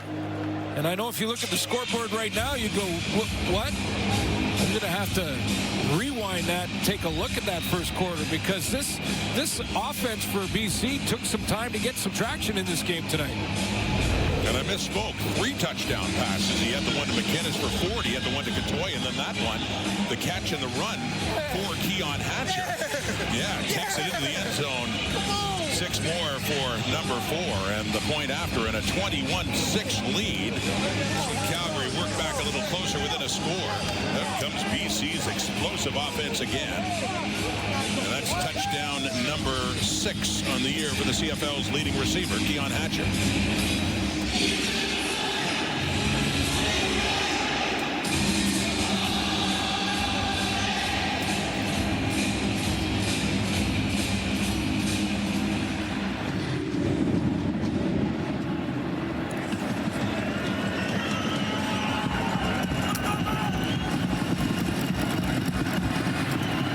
On the return. Just seconds to go until halftime. All the momentum for the BC Lions trying to clinch a playoff spot today. Well, it started way back inside their own 20. Everhart on a corner route. And then it was tempo up on the line of scrimmage. Hurry up offense. Little fake inside and throw. And then the timing on that slant route gave Hatcher a chance to not only catch it in stride, but turn up field and bust the tackle for a 32-yard touchdown. 6 plays, 95 yards. Touchdown Hatcher. Diedrich Mills. BC's defense again backing up. And we're down to 1 second and 1 play to go until halftime. I think you take a shot and see if you can either get a deep ball tipped around or possibly a penalty and an extra play. Lions will back off. They've got Hatcher back there as well as McInnes. Try and win jump balls. Last play, first half. Lions have been dominating. Adams chucks it deep. In a crowd. Knocked down. 21-6 at the half. And BC's offense, led by that man, Nathan Rourke, impressive on several drives, especially that last one. And the use of Javon Catoy as well in this game. He had a great first half. Yeah, he did. And, you know, he got the offense going. And it was this catch right here, late in the first quarter, that got a first down that led to a Hatcher catch that led to the McInnes touchdown. And then he also contributed in the end zone. And Javon Catoy now is standing by the foul line. Had your fingerprints all over this game, especially in the first quarter. You came into this game questionable because of that ankle injury. Tell me about the touchdown. We practiced it this week. We hit it in practice, you know what I mean? So I was just grateful and lucky that coach trusted me and trusted the play call. What about just how this offense is rolling and then the importance of that final touchdown drive in the last couple of seconds there? Yeah, man, for the past couple of weeks, we've been preaching to sustain drives, stay on the field. You know, we had a couple drives in the first, second quarter that we didn't stay on the field. So making sure we get the job done at the end of the half is great. And when you look at your receiving core, you get a touchdown. McInnes gets a touchdown. Hatch gets a touchdown. Eberhard with a big play to set up that last one. Just the completeness of the group and how Nathan's just going to whoever's there. Yeah, man. Everyone's lethal. Everyone's an option. Everyone's a number one receiver. You know what I mean? And we have that mindset every single week. So we're just taking advantage of the coverage and the defense. Thanks for this. Appreciate it, Mark. Javon Catoy with the second of 3 touchdowns for the BC Lions. Lions with a 15-point lead going into halftime. Laura? Yeah, the Lions showing that practice does make perfect. And boy, does Nathan Rourke enjoy playing against the Calgary Stampeders. 3-0 in his career against them. Almost 250 yards in that opening half. 3 touchdowns to 3 different receivers. But Lapo, he was not happy with his performance last week. 3 interceptions coming against the Argos, giving the defense credit there. But talk about a bounce back and making some big adjustments, and it's paying off so far. And you can see really what happens in the second quarter. When this offense gets rolling, playing a bunch of different plays, they lead the CFL in second down conversions. So when they're getting a lot of conversions, you see a lot of different things. You see rollouts, you see some quick passes, play actions, a number of things that you have to go against, and he is so good at locating the football. But here's the thing. Glenn talked about it right before we went to half.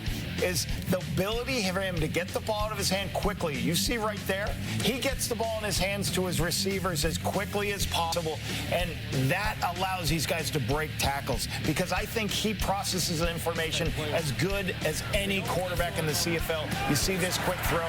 Now, when you get it early as a receiver, you've got a chance to break tackles and score. He is as fast as a quarterback I've seen in a long time, processing information, getting the ball out of his hands, and that's why he's so difficult to go against. It's been phenomenal to watch this team turn this season around. They started really slow, but the way that they've been playing the last few weeks has been amazing, and especially what they've been doing offensively. Obviously, Nathan Rourke is the guy, but defensively speaking, especially in front of a legend and Solomon Allen, he must be proud watching these guys on defense play.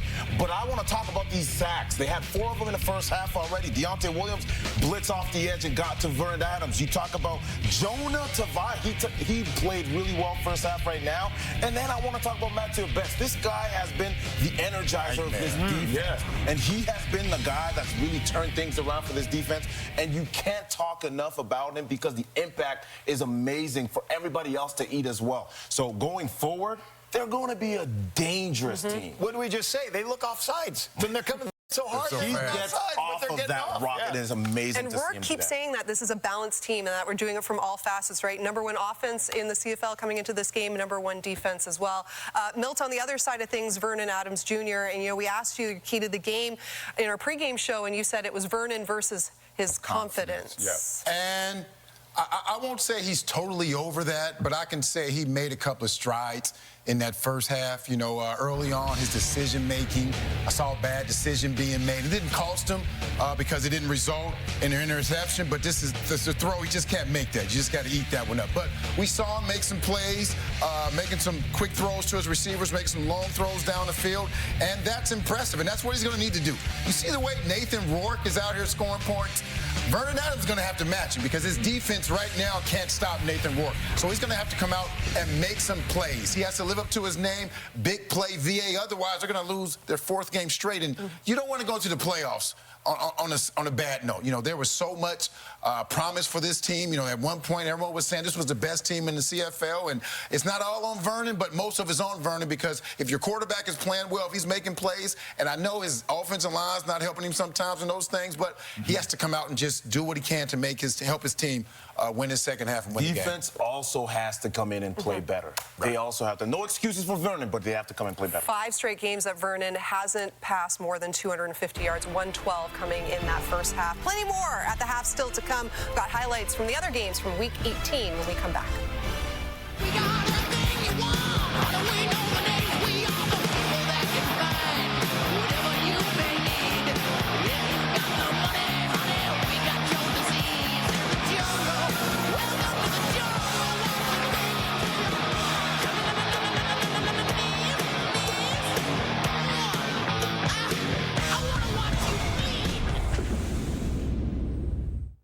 And your car. Today was football day in Saskatoon at the home of the Saskatchewan Huskies, Griffith Stadium. More than 1,900 youth athletes competed throughout the day in various football games, from tackle to flag football. Lapo's favorite members of the first place Rough Riders, Valkyries, and Hilltops made special appearances. Just a great day to celebrate youth football. Nice. All right, these are your highlights from Week 18. The Riders and Red Blacks kicking things off on Friday. Ottawa needing a win to keep their playoff hopes alive, but yep, it's Antoine Brooks. Other ideas here, 85 yards for the pick 6. It was a tough day at the office for Drew Brown. No touchdowns, career high 3 picks, and Dustin Crum in to replace him in the 3rd quarter. And now late in the 4th, that lead down to 10. Riders facing 2nd and goal. Trevor Harris. There goes the football. Bryce Carter. Get him. He could go. Look at AJ. He's going to make it. He's not going to make it, guys. That is an awesome play by AJ Ouellette, saving that touchdown. As close as they would get the Red Blacks as the Riders. Window or what? Window or now. It's over for Ottawa. Ticats and Argos. This was our first game of the doubleheader. Arbuckle gets hammered from behind by Joseph Osai. Arbuckle's birthday today. Not a happy birthday at all. He was slow to get up, headed to the tent, did not return. He was later seen wearing a sling as you can see. So it was Jarrett Daggy taking over from there. In the fourth, Ticats double digits. It's Bo Levi Mitchell. Another one. Kenny Lawler. Again, they love playing the Argos. One of 2 touchdowns on the day for Lawler. Leads the league with 13. Mitchell, 320 to go with 4 touchdown passes. Yep, Dougie sending out the congratulations. He's just a fan, you know? He's just a football fan. We're an Argos So with the Argos and the Red Blacks losing, yes, for the first time since 2019, the crossover has been clinched. So we know Hamilton, Montreal, Saskatchewan all into the playoffs here. BC can clinch a playoff spot as well with a victory here this evening. But let's go back to the 2 teams that saw their postseason hopes dashed this week in Week 18. We've got the Red Blacks, we've got the Argos. Looking ahead to next season, let's start with you, Enoch. Which team do you have more confidence in to bounce back? I'll go with the Toronto Argonauts. One of the reasons, there's probably going to be a little bit more stability in Toronto. You have options at quarterback as well. You talk about Chad Kelly as well as Nick Arbo coming back next year. You have options there, and then there's be a little bit more stability on defense as well. Coming into this season, we didn't even know who a lot of the guys were. So there's going to be probably more stability in Toronto than in Ottawa. I'm going to say Toronto also because, you know, this is a team that's been in 2 of the last 4 Grey Cups and won them both. So they've got the consistency from winning. I think they do a good job replacing players. I know they had injuries this year, and you're right about having the quarterback in the building and having multiple guys who can play that position. So that's what I think built Toronto. Clean sweep? I think so. I think so. The foundation will still be there in Toronto. Will the foundation be there in Ottawa? We just don't know. You don't know what it's going to look like, the powers to be, what decisions they're going to make there. You know, in Toronto, you know Ryan Dinwiddie's going to be there. You know Pinball Clemens, man. The CFL will go down before Pinball Clemens get fired. So you know they're going to be there. You spoke of it. They got 2 solid quarterbacks just in case they want to do something. So the foundation is still there in Toronto. We just don't know what it's going to look like in Ottawa. I mean, they started 2-8 on the season. It was just kind of an uphill battle from there. 2018 was the last time a defending Grey Cup champion failed to make the playoffs the following year, and it was the Argos that year as well. So that is how the cookie crumbles. All right. Meanwhile, back at BC Place, a big day for that man, Solomon Eliminian, getting his number 56 retired by the BC Lions, and he has to like what he's seen so far from that Lions defense. A half away from their 4th straight win, but more importantly, a half away from 2nd place in the West.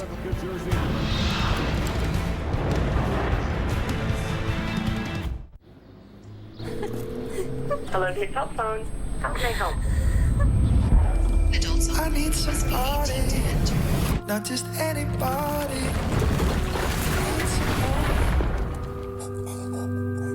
Won't you please, please, please, please, please help me?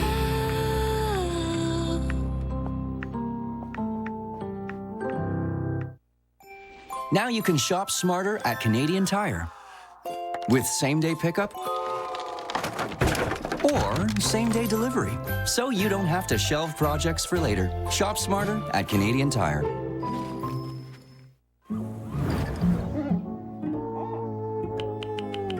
Let me see that thumb.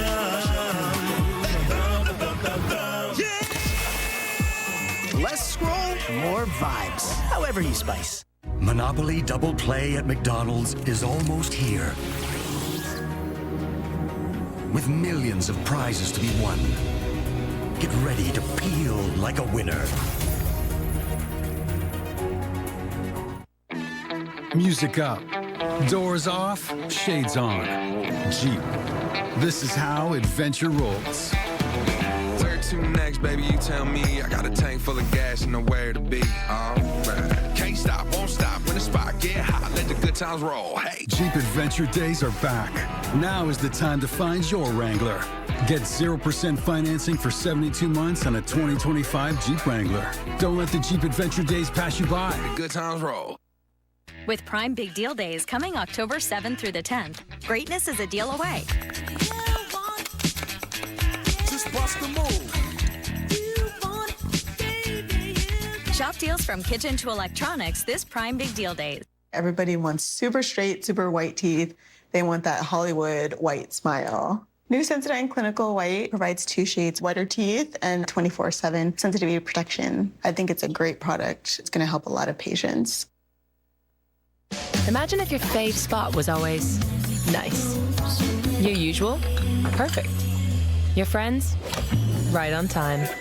As for your investments, well, imagine if everything was as good as gold. Halftime at BC Place, the Lions lead the Calgary Stampeders 21-6. They've had certainly more net offense. Bottom line, 2. 3 scoring drives, all for touchdowns, 2 for Calgary, and just field goals. So they're in a big hole right now for head coach Dave Dickinson, standing by with Farhan.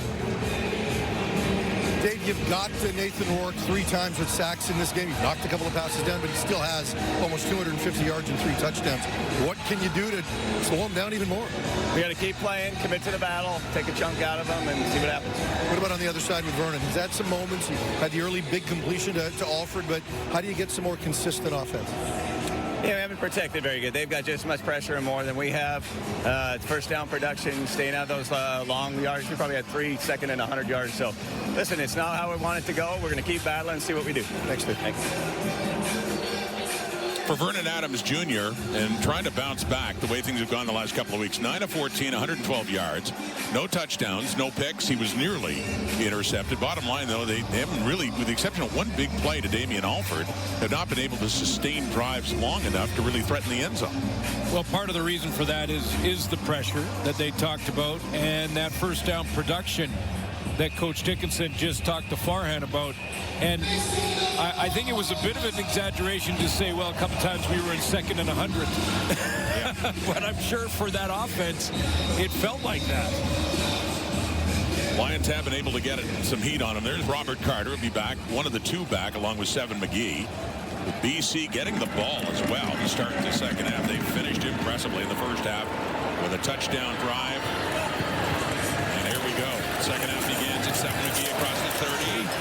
And he's stopped a bit by Blackwell at the 35 and then spins around with a flag coming out. Nathan Rourke, almost 250 yards passing and 3 touchdowns in that first half. But started slowly. I mean, the first couple of drives didn't get much traction at all. A couple of 2-and-outs. That catch by Javon Catoy got things going. Then he opened it up to Hatcher. Following that to McInnes. That was the first touchdown throw. Late in the first quarter, then the first drive of the second quarter, and now the offense is on a roll. 21 points on the board in that first half. But the last time these 2 teams met, Nathan Rourke had 21 points on the board in the first quarter. Taking advantage of turnovers. By the way, we haven't seen a turnover in this game tonight committed by either team. But yeah, Rourke likes playing against the Calgary Stampeders. Hasn't lost to them in his young career. And good first half for Buck Pierce and the Lions. Said trying to clinch a playoff spot, at the very least a crossover if they get the win. We do know with the Argos losing today, there will be a crossover for the first time since 2019. There's a lot to sort out in the West right now. Rourke throwing, caught by McInnes, and a first down right out of the gate for Justin McInnes, who had a 40-yard touchdown catch in the first half. Nathan Rourke throws this pass before McInnes comes out of his break and wraps around the linebacker. The timing on that throw, bang on. I mean, he flashes and the ball arrives. 21-yard gain, get him out of the hole. This Lions team really turning things around after they lost a heartbreaker in Ottawa a month ago in the last minute drive. And they've won 3 straight coming into this one. Nothing doing there for Butler. All stuffed up by the Calgary D for no gain after that big pickup for McInnes. So 2nd and long ahead for BC. One of the keys to success for Calgary early on in the season was when Arimolade was getting the speed rush and flushing quarterbacks. Didn't matter who they played, just flushing quarterbacks into the middle, and that's where Clarence Hicks and Jalen Hutchings were lined up, and they were cleaning up and getting those sacks and making those plays on the inside. Now that's what they want out of Lorenzo Malden, especially on second downs like this. Here they come.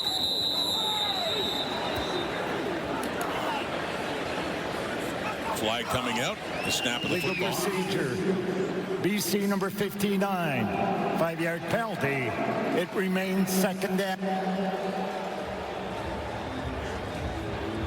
It's one area there Buck Pierce really wants to clean up as they get ready to try and secure a playoff spot first and then try and fight for home field is to clean up the penalties. 81 yards a game, too many. It'll grab you in the backside right at the worst time. They're also a -9 coming into this game. And the turnover ratio, so those are usually two very telling stats. Lions with a winning record, trying to add to the win total and work on the run. Finds a target wide open down the sideline and into the Stampeders zone. Oh, what a game Javon Katoy is having after missing a couple with an ankle injury. Well, I guess what's surprising with this, first of all, great coverage. It's only 3-man pressure. They're going to drop out of there. Only 3-man pressure, so there should be time for Rourke. But usually when it develops that long, there's a holding call. Keon Hatcher. Rourke was under pressure. And Rourke is over 300 yards passing. And Hatcher, who had a touchdown in the first half, takes that one down to the Calgary 20. Going back to tempo, it worked late in the first half. He avoids that rush. And a wide open Keon Hatcher. Back to Butler on the ground. One thing, Stampeders, well, Butler sneaks through there and gets some yardage. The Stampeders had been doing a good job against the running game. Too many players on the field. Calgary, this is a 10-yard penalty. It will be first down. Of course, having an extra player on your defense might help a little bit, too. Well, the way that Rourke's played over the back half of the first half and then this opening drive, I guess Calgary thought, you know what do we have to add one? Saw that one player trying to get out. Different personnel set depending on down and distance. BC opening possession second half, already up by 15 and in position to add to that total now. They have it all the way down to the Calgary 10 and a 1st and 10 here.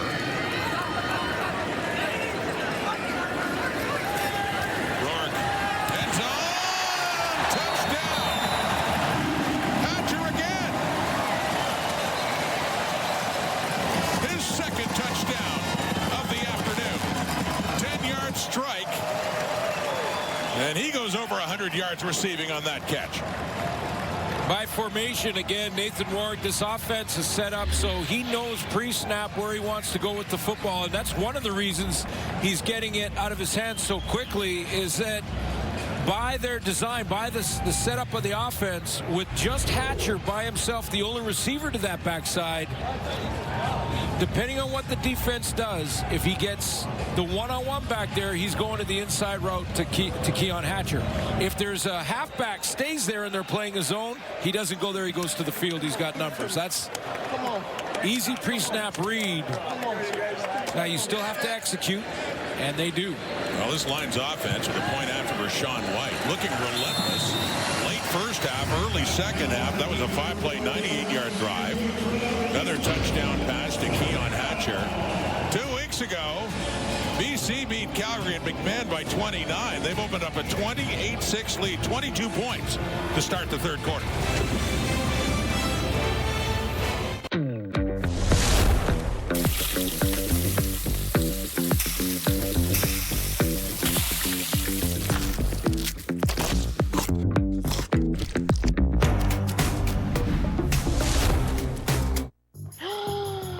It's on Poshmark. It's here? And it's half off. Find the best deals today. Yes, Poshmark. I knew Poshmark would have it. They're perfect. Find everything you want on Poshmark. Download the app to start shopping today. Welcome to the Canadian Football League.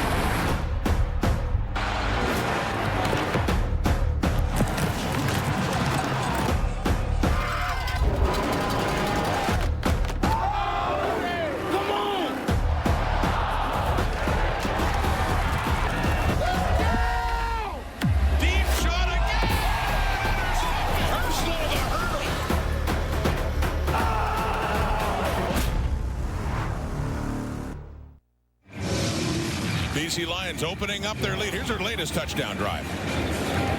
Well, he gets things started back deep in his own end, but Nathan Rourke just calm, cool under pressure. It was only three-man pressure. He knew he had time. That time, the Stamps try to go with a little more blitz look. He avoids that tackle.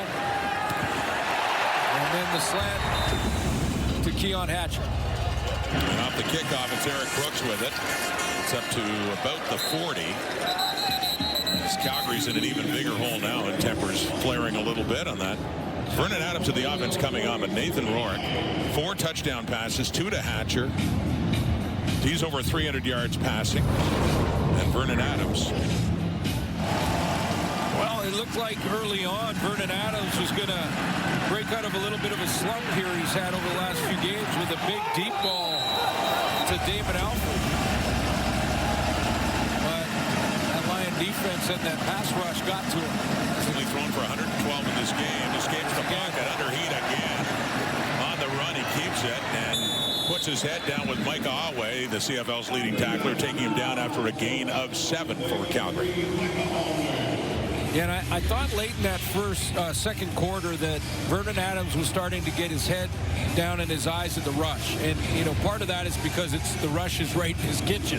But when it's that close, you're obviously going to look at it. But if he looks at it too soon and he drops his eyes, he's going to take his eyes off the secondary and off what his receivers are doing. And that's what you want defensively. You want the quarterback to look at the rush. Stampeders offense 0 for 8 on second down. They're facing a 2nd and 3 now. The quick handoff inside to Jalen Philpott, and finally they do convert on a 2nd down for the first time of this game. First down Calgary out across their 50. Yeah, they did have a drive in that first half where they little plays like this, especially on first down, to get positive yards and allow for Vernon Adams to throw the check down to get a first. Up to their 51, down 22 points. Early second half. Their first possession of it. On the fake and the throw, it's Clark Barnes with his first catch of this game. And a big first down Calgary as well, down close to the Lions 40.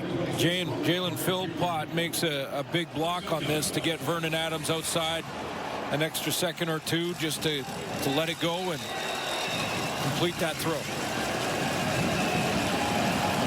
They work tempo. First down, Adams steps up, tries to get away, but he is taken down. It's Dwayne Hendricks. So back in the lineup on that BC front, who picks up the sack. One of several for the Lions in the afternoon. Yeah, getting Dwayne Hendricks back from injury has been as important as the way that Betts has been on a tear with this in the sack department. When you see the work that they do in the interior, him and Tavai stopping the run or controlling the run, but getting that interior pressure it shuts down the escape lanes for Vernon Adams. 2nd and 11. Adams steps up again, throws, open receiver, Philpott, and a first down. So here comes Calgary now, impressively working down in this opening possession of the second half to get it inside the Lions 20. This is what I mean, Rod. See, if you don't have the inside pressure collapsing the pocket in the inside, then Betts can't do his thing on the outside to get around his block to get home because there's an escape lane. And that escape lane turns into a throw to Philpott, but that's Vernon Adams saw it because the interior of that defensive line opened up. 24-yard pickup, Jalen Philpott. The Stampeders trying to get back into this game. Have it down to the BC 18. Down by 3 touchdowns. Adams throwing. Oh, nearly caught by Mills. Little in behind. He would have had it down around the 5. Instead, we've got a 2nd and 10 coming up, Stampeders. Yeah, this is designed to get little inside cut as the Lions are still trying to communicate. They weren't set. So this looked like a score. At least a one-on-one tackle between Dedrick Mills and the safety. And just couldn't hang on. Frustrated Adams, what might have been on that play. But here we go in a 2nd down and 10. Stampeders pressing, desperately needing to find the end zone now. Pressure coming. Underneath, no. Tried for Philpott again. it's incomplete. Third down coming up, and the field goal unit is coming on. Well, the first one to Dedrick Mills on first down, that was thrown well by Adams, and this is just a bit behind Philpott. Now, he should have still caught it, but I don't think he's close anyway to that marker. So blitz coming, right decision to make, but the ball just behind him. If he throws it out in front, he might have a chance to turn the corner. So Mark Bassett, the holder, will put it down at the BC 25. There's the veteran Rene Paredes, 2 for 2, 3 for 3 in this game, and another field goal for Calgary. They've been trading field goals for touchdowns and not working out well for the Stampeders, who are still down a bunch. And just another beautiful day in Vancouver, BC. We'll be back. Get Advil Liquid Gels for fast and effective relief.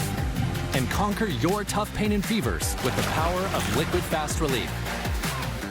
Try Advil Liquid Gels and get liquid fast relief.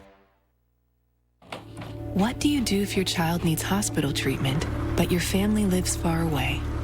Ronald McDonald House is a place for families to stay while their child is in hospital.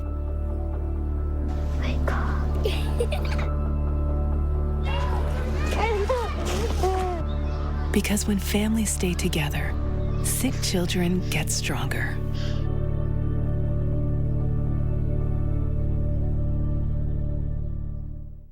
Okay, Anthony, right here. Big smile.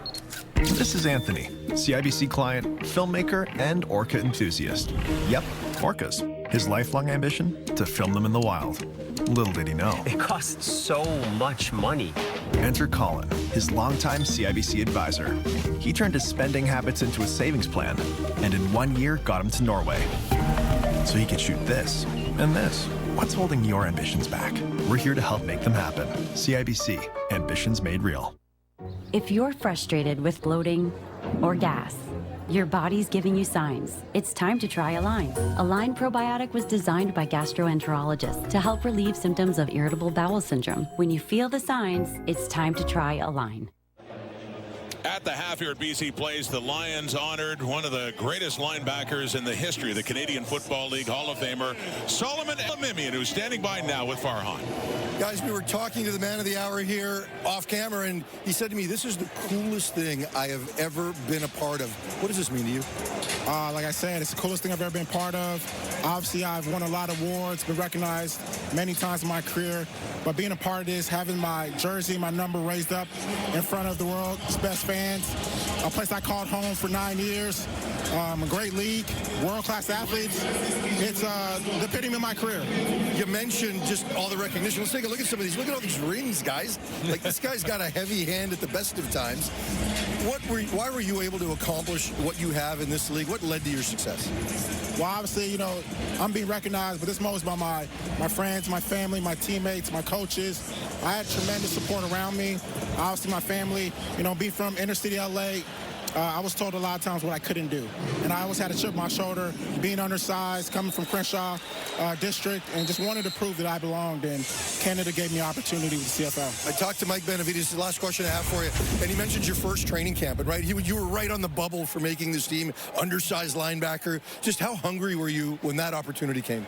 Tremendously hungry. I knew it was my last opportunity. You know, I was at home in LA, living with my mom, and didn't really have a job, but I wanted to play football. And I knew I had to turn it on. And I think it was a hit against Jerome Messam in training camp. And, you know, Messam's, 6'3", 250, and I got a good hit on him, and I think that kind of opened some coaches' eyes. Well, and look what it did for you here. All the doors that it opened. Congratulations on all your accomplishments this year. Hall of Fame, getting your jersey retired, and for your continued involvement in the CFL.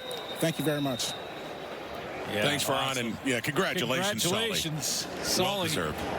One of the true thumpers at the linebacker position. That's what Mike Benavides was talking about, too. Just the intensity of the hits. Oh, just. 2nd and 5, shovel pass. Rourke to Hatcher, and just does enough to get another BC first down on the move again. He's now the president of the Players Association, so stays obviously very much involved with doing what he can to protect the players' rights. And how about that combination here in BC? They called it Team 100. He wore 56. Adam Bighill with the Lions wore 44. And it added up to one dynamic linebacking core for the BC Lions. You know, with the evolution of the rules and how it's still maybe one of the most, or if not the most physical game on the planet, football in general. But with the evolution of the rules, I was talking to Sully in Hamilton a couple of weeks ago. And I was asking him about the rules and how, you know, especially when it pertains to the quarterback position. And how, if you were on a blitz, Sully, how would you feel about, you know, making sure you're in the right target and not being able to hit in the head and all of the things that are going on? He said, I don't think there's any way I could have played right now.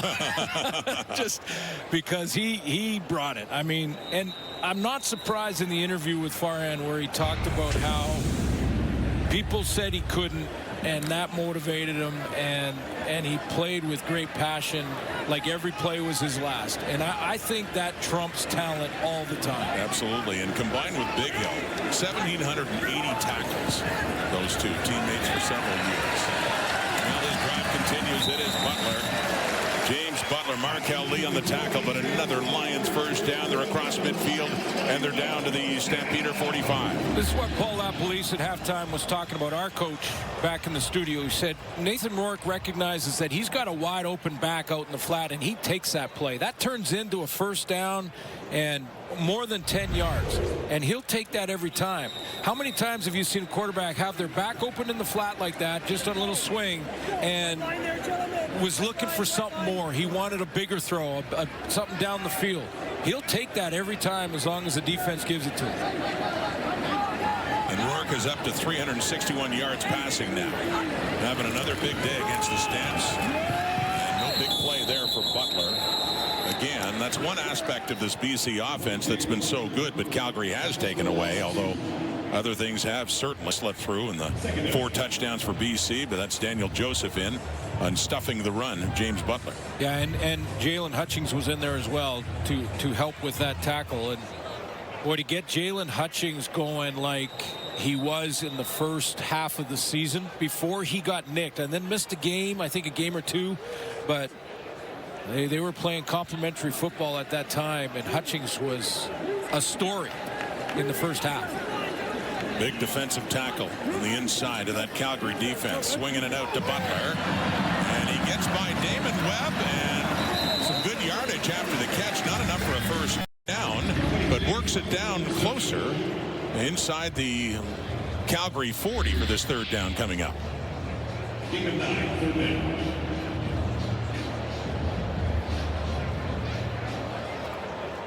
It looked like Godfrey Onyeka took the worst of that friendly fire, and he's going off to get looked at in the tent, I think, or at least by the training staff. And Sean White coming on, and just that extra yardage picked up on that play by Butler to get it inside the 40 for the veteran Sean White, his first field goal attempt of this game. He is 4 for the point after. 2 for 2 last week. This one is beyond the 46 to add to the Lions total. As White puts it up and puts it through, and now it's 31-9 as the Lions do answer back with a field goal of their own after Calgary had picked up another in the second half. Back to a 22-point lead in a game where that man, 56, had his number retired. Solomon Elimimian, one of the great BC Lions, forever remembered. And your car's ready to go. Great. Huh. Did you want to redeem your Canadian Tire money? You've got enough for your oil change to be free. Wait, I can pay with Canadian Tire money? Oh, yeah. Huh. What? I could pay with Canadian Tire money? Rewards for auto service? Feels this good. Earn and redeem Canadian Tire money for auto service. Only in Canada's Garage. Just a truck? Sure. And hockey's just a game. Ram's not built for just. It's built to win. It's built to race. It's built to last. So is Ram just a truck? Yeah, the same way Canada is just a country. Ram Power Days are here. Get 0% financing for 72 months on both the 2025 Ram 1500 and Ram 2500. What do we all crave at Thanksgiving? It's the sandwich. Tim's new Thanksgiving stack. Seasoned Canadian turkey, home-style stuffing, and cranberry sauce. Exclusively for Tim's Rewards members, get an $8.99 dinner deal.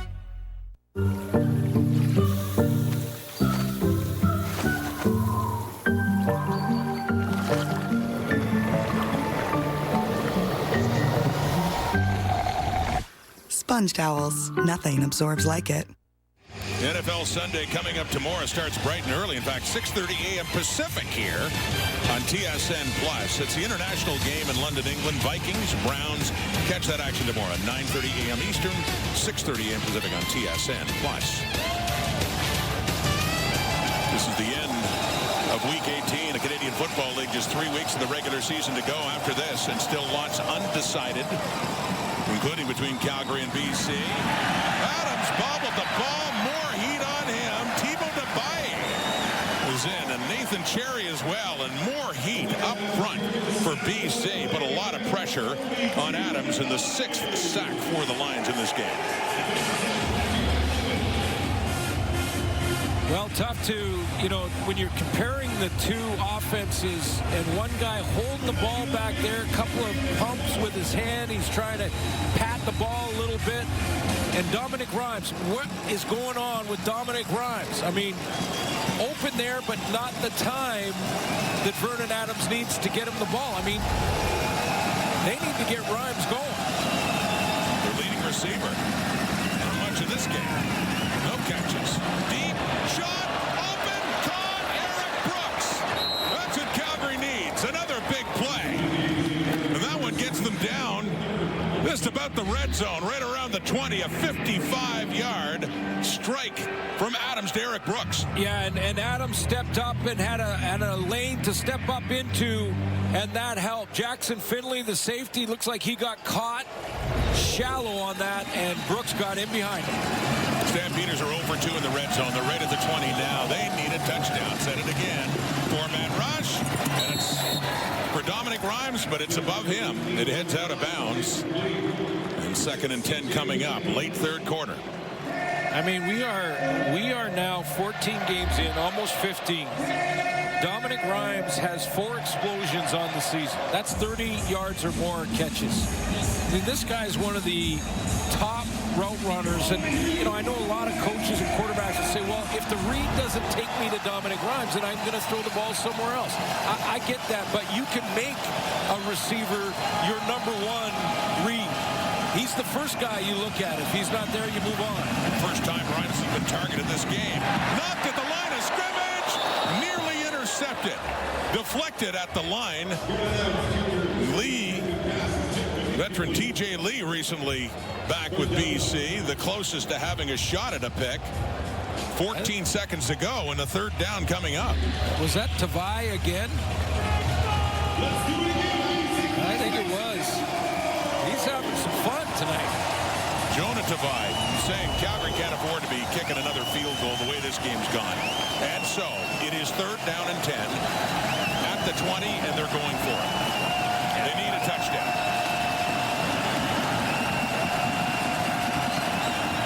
Down 22. Down 3 touchdowns. Last play, 3rd quarter. Adams. End zone. Intercepted. For the 2nd straight game, the rookie Jackson Finley has himself a pick. And the Lions, no damage done. Take over with a 22-point lead. A flag has come out. We'll sort that out through 3 quarters here at BC Place.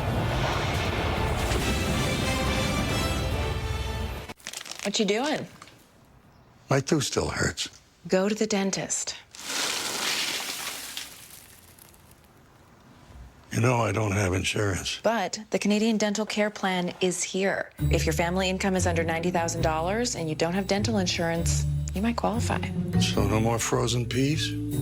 The Canadian Dental Care Plan is helping millions of Canadians access the dental care they need. A message from the Government of Canada. Monopoly Double Play at McDonald's is almost here. With millions of prizes to be won. Get ready to peel like a winner. You know those times when you're not drinking, but you really fancy a lovely, cold, smooth Guinness? Well, guess what? Guinness Zero. We've taken the alcohol out, but left the Guinness in. Through three quarters, Lions after that interception to end the third. Still have that 31-9 lead. Calgary's ready. You look at the numbers, Suits. Stampeders have been able to move the football. They just can't pick up the points to show for it. Yeah, they've had some pretty good drives in the in the middle of the field, and then they get into plus territory. And you can't blame Dave Dickinson at all when you look at the scoreboard for going for it on third down there and not taking the field goal. But still, they get into scoring zones and then settle for field goals, and you're not going to come back in the game doing that. That's Captain Obvious discussion. But a great play by Jackson Finley in his second start at free safety. Had a real good training camp. Christophe Beaulieu was the starting safety, but when he was hurt, that gave the opportunity to Finley, who has quite the bloodline when it comes to Canadian football. His uncle Brooks, his dad Anthony, his great-grandfather. Am I missing any? Well, great-grandpa, played for the Lions. Dad. You're right, Dad and uncle too, Brooke. Brooks was a teammate of mine in Saskatchewan. There you go, in Saskatchewan. So, and Dad Anthony, great flag football player as well. what a family, what a football family. Although hockey was a passion for Jackson, till he was convinced to give football a go, and a bad decision. Went to Western. A keen interest too in medicine. Wants to go to med school once his football career is done. Great student at Western, playing for the Mustangs and one of the top defensive players in Canadian university ball. And out of all the teams to draft him, the opportunity to come home and go for the BC Lions with that family history as well. What a proud moment for him and for his family. And another player who got into football through flag football. There you go. And, for that sport that Paul Lapalisse is listening. Absolutely. That is growing rapidly in our country. Lapo, the head coach of the men's national team. There's Button. Fourth quarter begins. And that's Godfrey Onyeka after 3 yards. So again, the job overall against the run by Calgary's defense has been good. I don't know if there's many times where we have said when he's done with football, he's going to become a surgeon or a doctor. Yeah. I don't think there's many times we've said that. That's what Jackson Finley wants to do when he's done playing. Points allowed the last 4 games.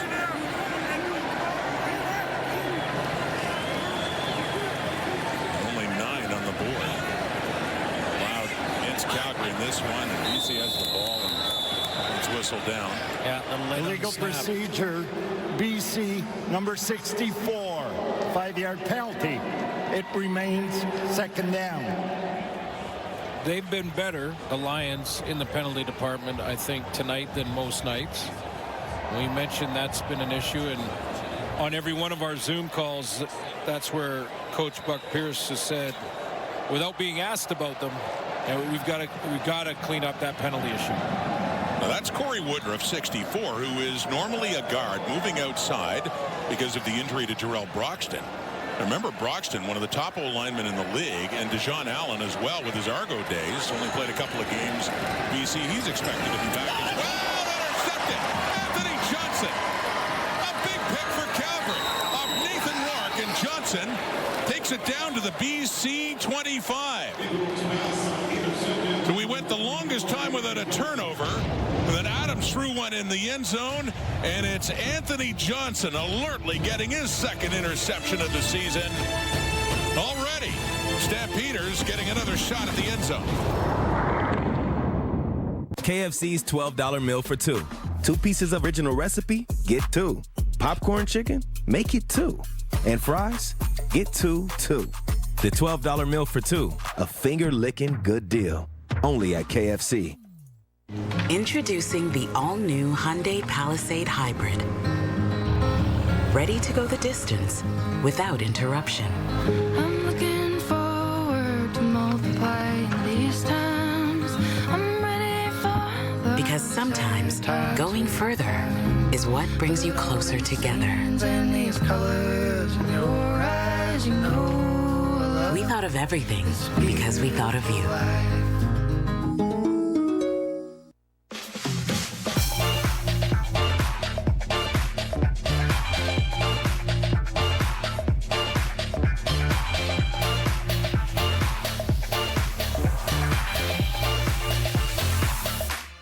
With Prime Big Deal Days coming October 7th through the 10th, greatness is a deal away.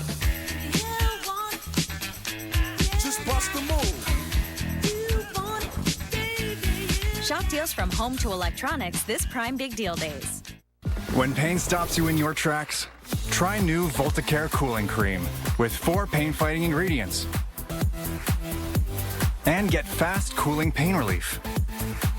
New Voltacare Cooling Cream. Nice interception by Anthony Johnson, who's in the right place at the right time, and it looks like an unforced error here by Nathan Rourke. I mean, I'm not sure if he threw it behind Berryhill or just grossly over the head of Keon Hatcher, but maybe it was indecision between the two, not sure. But Anthony Johnson was in the right place at the right time, and that's what Calgary needed to get back in this. Well, down 22. Say it again. Need a touchdown. We're early fourth quarter now. Already down at the 25. Faking to Mills. Adams looks end zone for Clark Barnes, but too far. Good coverage there by BC. We got a 2nd and 10 coming up for Calgary. Yeah, really almost double covered on that deep corner. And it's easy to second guess when you're not in the live action and when you've had the pressure Vernon Adams has had throughout this game, but he might have had the out right in front of him underneath for about 10 to 15 yards. Elected to try the deep ball and missed it. You see the Stampeders 3 for 13 in second down conversions. Not a great game in that department. Big second down now. And 10 the 25. Adams throwing, caught, first down, Dominic Rhymes. Look who it is. You've been saying, where has he been tonight? And only targeted once before, but a big first down. Yeah, and I've been watching him away from the ball, and he's been open. Now, this is probably as covered as he's been with a dropper right there in Ben Haladik, but Vernon Adams, maybe his most confident throw with traffic around his receiver on an 18-yard gain. Once a 1,000-yard receiver here with the BC Lions, Dominic Rhymes. Adams, another end zone look for Burns, touchdown! With good coverage by Robert Carter, Clark Burns hauls it in. 7-yard touchdown. And the first time in this game, Calgary has found the end zone. Points off turnovers are going to go for 2.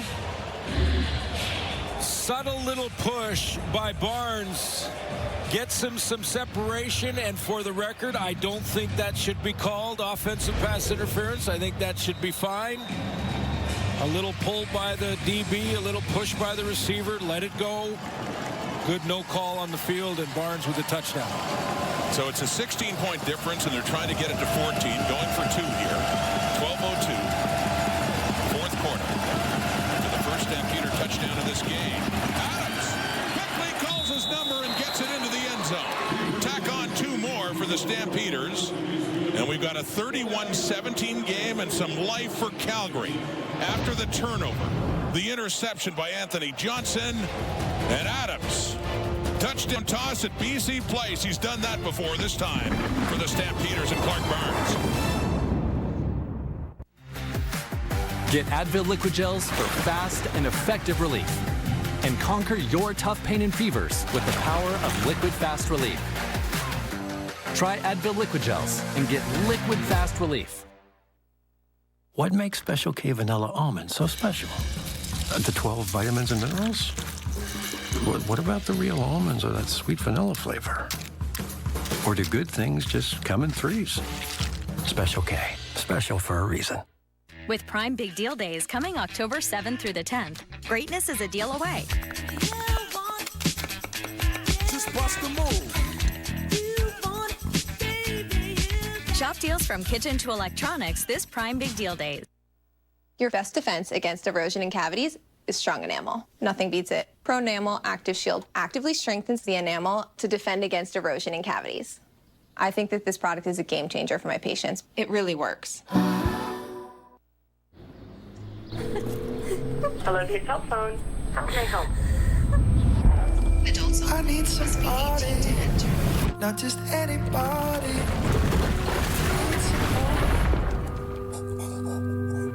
Won't you please, please, please, please, please, please help me?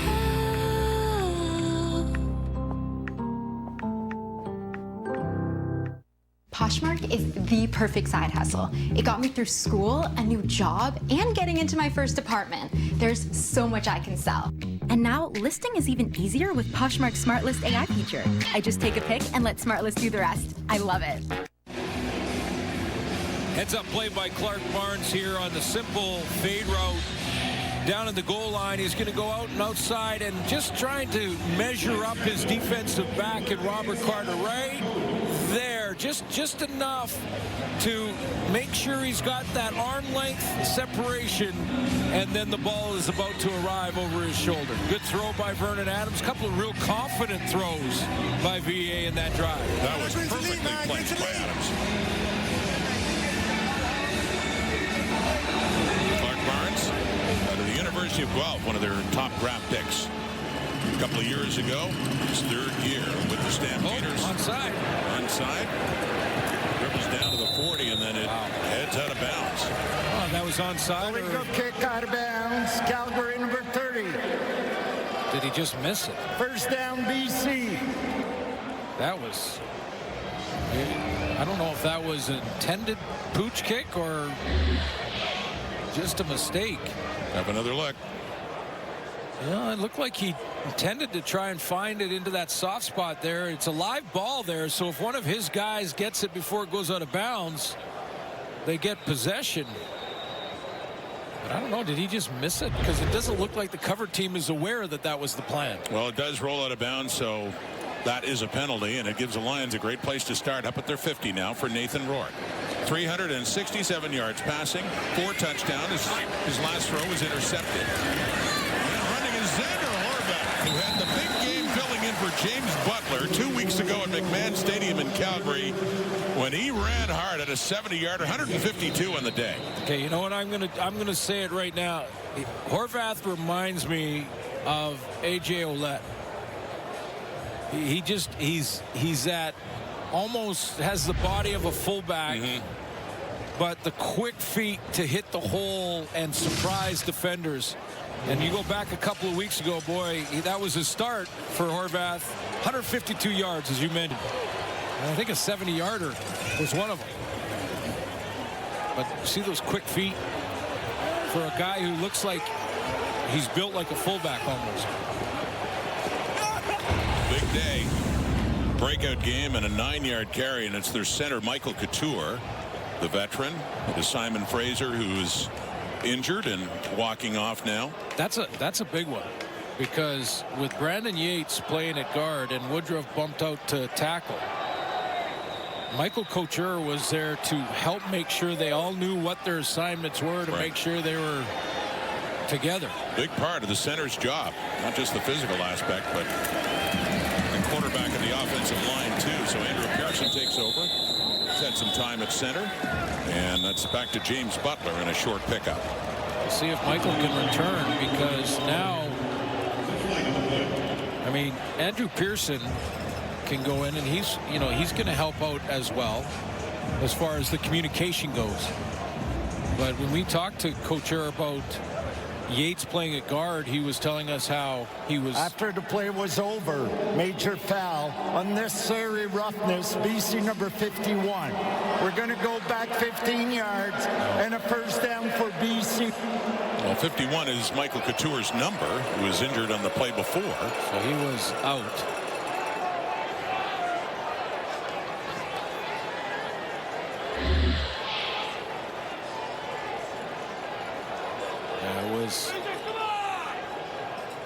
Yeah, that was Riley Pickett, number 45. So Pickett, the fullback, looks like the one who's actually flagged there. And we still do see Andrew Pearson in at center for BC for Michael Couture. Bottom line, 1st and 10, BC 46, Butler. And again, they wrap him up. It's Jalen Hutchings, the big defensive tackle, for no gain. 2nd down ahead. Yeah, he's quietly had a pretty good game here for Calgary. I've seen him on a couple of these first down run plays. Lee, first of all, filled the gap, I think, that James Butler wanted to hit. And that forced him outside into the arms of Jalen Hutchings. Stampeders defense overall holding BC to 41 yards rushing. Down 14 points. Pressure coming. Markel Lee is in and Rourke gets away. Nathan Rourke on the run and a first down and slides at the 45 for Calgary. And we've seen Rourke work his magic before when he decides to take off, and he has 18 more yards there. Markel Lee is getting involved with the interior of the D line on a twist, and that twist now he gets really wide, almost like there were two defenders in the same gap, Miles Brown and Lee. And when you get that and there's an open escape lane, the leading rusher at the quarterback position is going to take it, and smart to slide after first down is attained. We saw a great run by Nathan Rourke 2 weeks ago in Calgary. Part of that performance, a rushing touchdown. See, Michael Couture is back in at center for BC. The Calgary 46, 1st and 10. Off to the right. Not much there. And Stanley Berryhill and Damon Webb in on Berryhill. Yeah, so Couture's back in at center, and when we talked to him this week, we asked him, so what's this is two days before game time, and we said, so what's up now? He's going out for something to eat, and he goes, no, I'm going in with Brandon. We're gonna look at game film. Yeah, get prepared and get ready, because we got a young guy in there, and we want to make sure get all the calls right. They've only given up 15 sacks coming into this game. And they've had to make adjustments with injuries, too. Well, nearly sacked there. It's intercepted again. Micah Tights. Rourke was under pressure, got rid of the ball, and Calgary's defense rises up again. First, you had the Johnson interception this half that led to a Stamps touchdown. Next, pressure, and Rourke is picked. Micah Tights has it. Calgary football. Down 2 touchdowns. Practice starts in 20. Let's get it. T-Mac. Who shaves for practice? My game face doesn't take days off with Gillette Labs. Its green bar releases trapped hairs, so you can get virtually every hair in a single stroke. That's smooth. The best your game can get is Gillette Labs. With Prime Big Deal Days coming October 7th through the 10th, greatness is a deal away. Bust the move. Shop deals from home to electronics this Prime Big Deal Days. Monopoly Double Play at McDonald's is almost here. With millions of prizes to be won. Get ready to peel like a winner. Just a truck? Sure, and hockey's just a game. Ram's not built for just. It's built to win. It's built to race. It's built to last. So is Ram just a truck? Yeah, the same way Canada is just a country. Ram Power Days are here. Get 0% financing for 72 months on both the 2025 Ram 1500 and Ram 2500.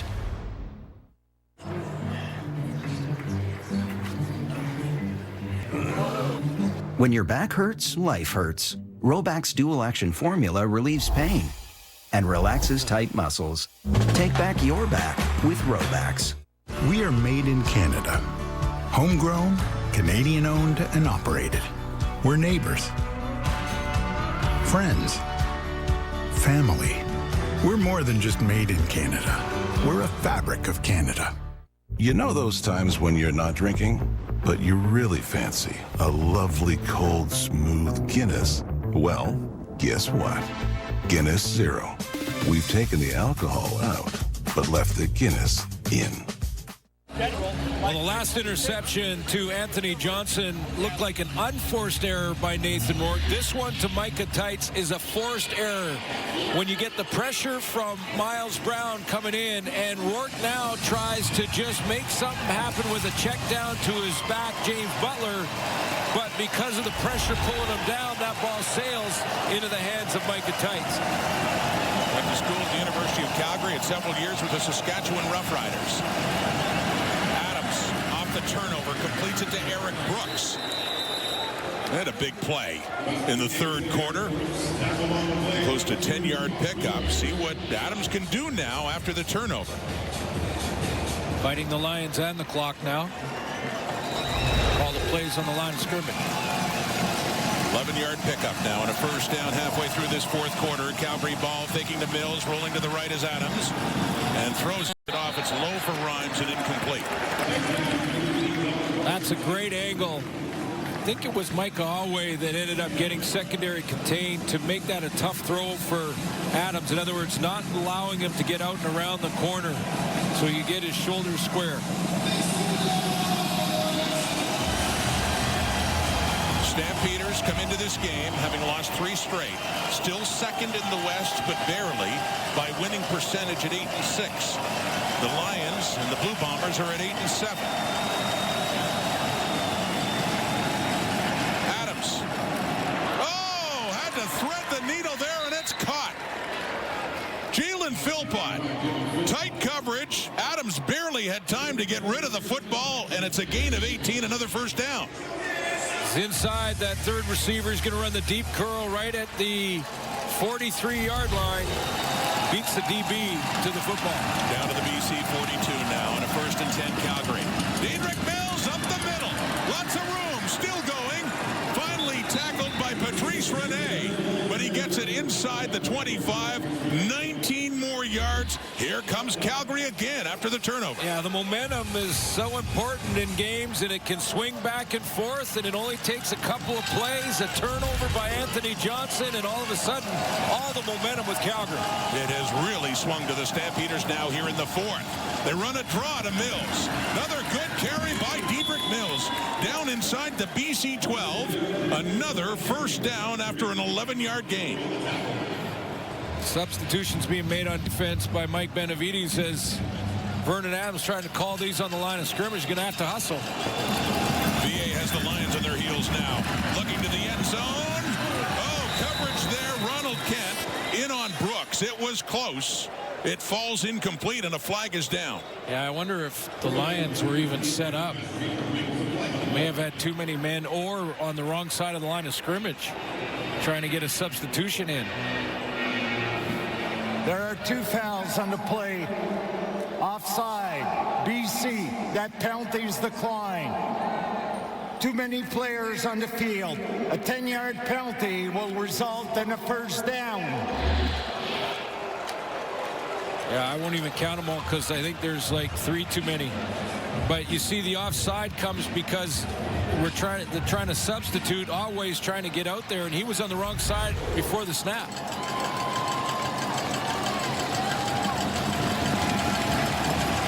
So it moves the ball up. Inside the 10, just inside the 7-yard line. We get a 1st and goal Calgary. Already have a touchdown of one of their interceptions. This drive starting after their 2nd interception in this game. Trying to get back in this game. Blitz coming.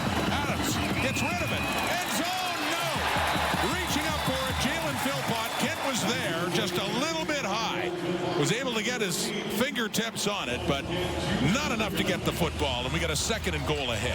With full pressure coming from the Lions, it was sort of a retreat and throw from Vernon Adams. He was backing up, kind of fading away from this throw. Wasn't quite as accurate as he'd like to be because Philpott was open on that slant, on that post. He was open at the back of the end zone. He just barely missed it. 4th quarter. 5.5 minutes to go. Calgary trailing by 14. 2nd and goal to the BC 7. Adams, 4-man rush. Underneath, caught by Barnes. He gets it down to the 5. They only get 2 yards on that. Gary Peters with the ball in his hand saying it's his. But bottom line, it's a 3rd and goal ahead here for Calgary. Crossing route. The ruling on the field is an incomplete pass. Gary Peters ended up with it. He thought it was a catch and fumble. They're calling it incomplete. 3rd down. Now for the 2nd time in this half, they're going for it on 3rd. Last time it didn't work out. They got tired of just kicking field goals when they were getting deep in the zone.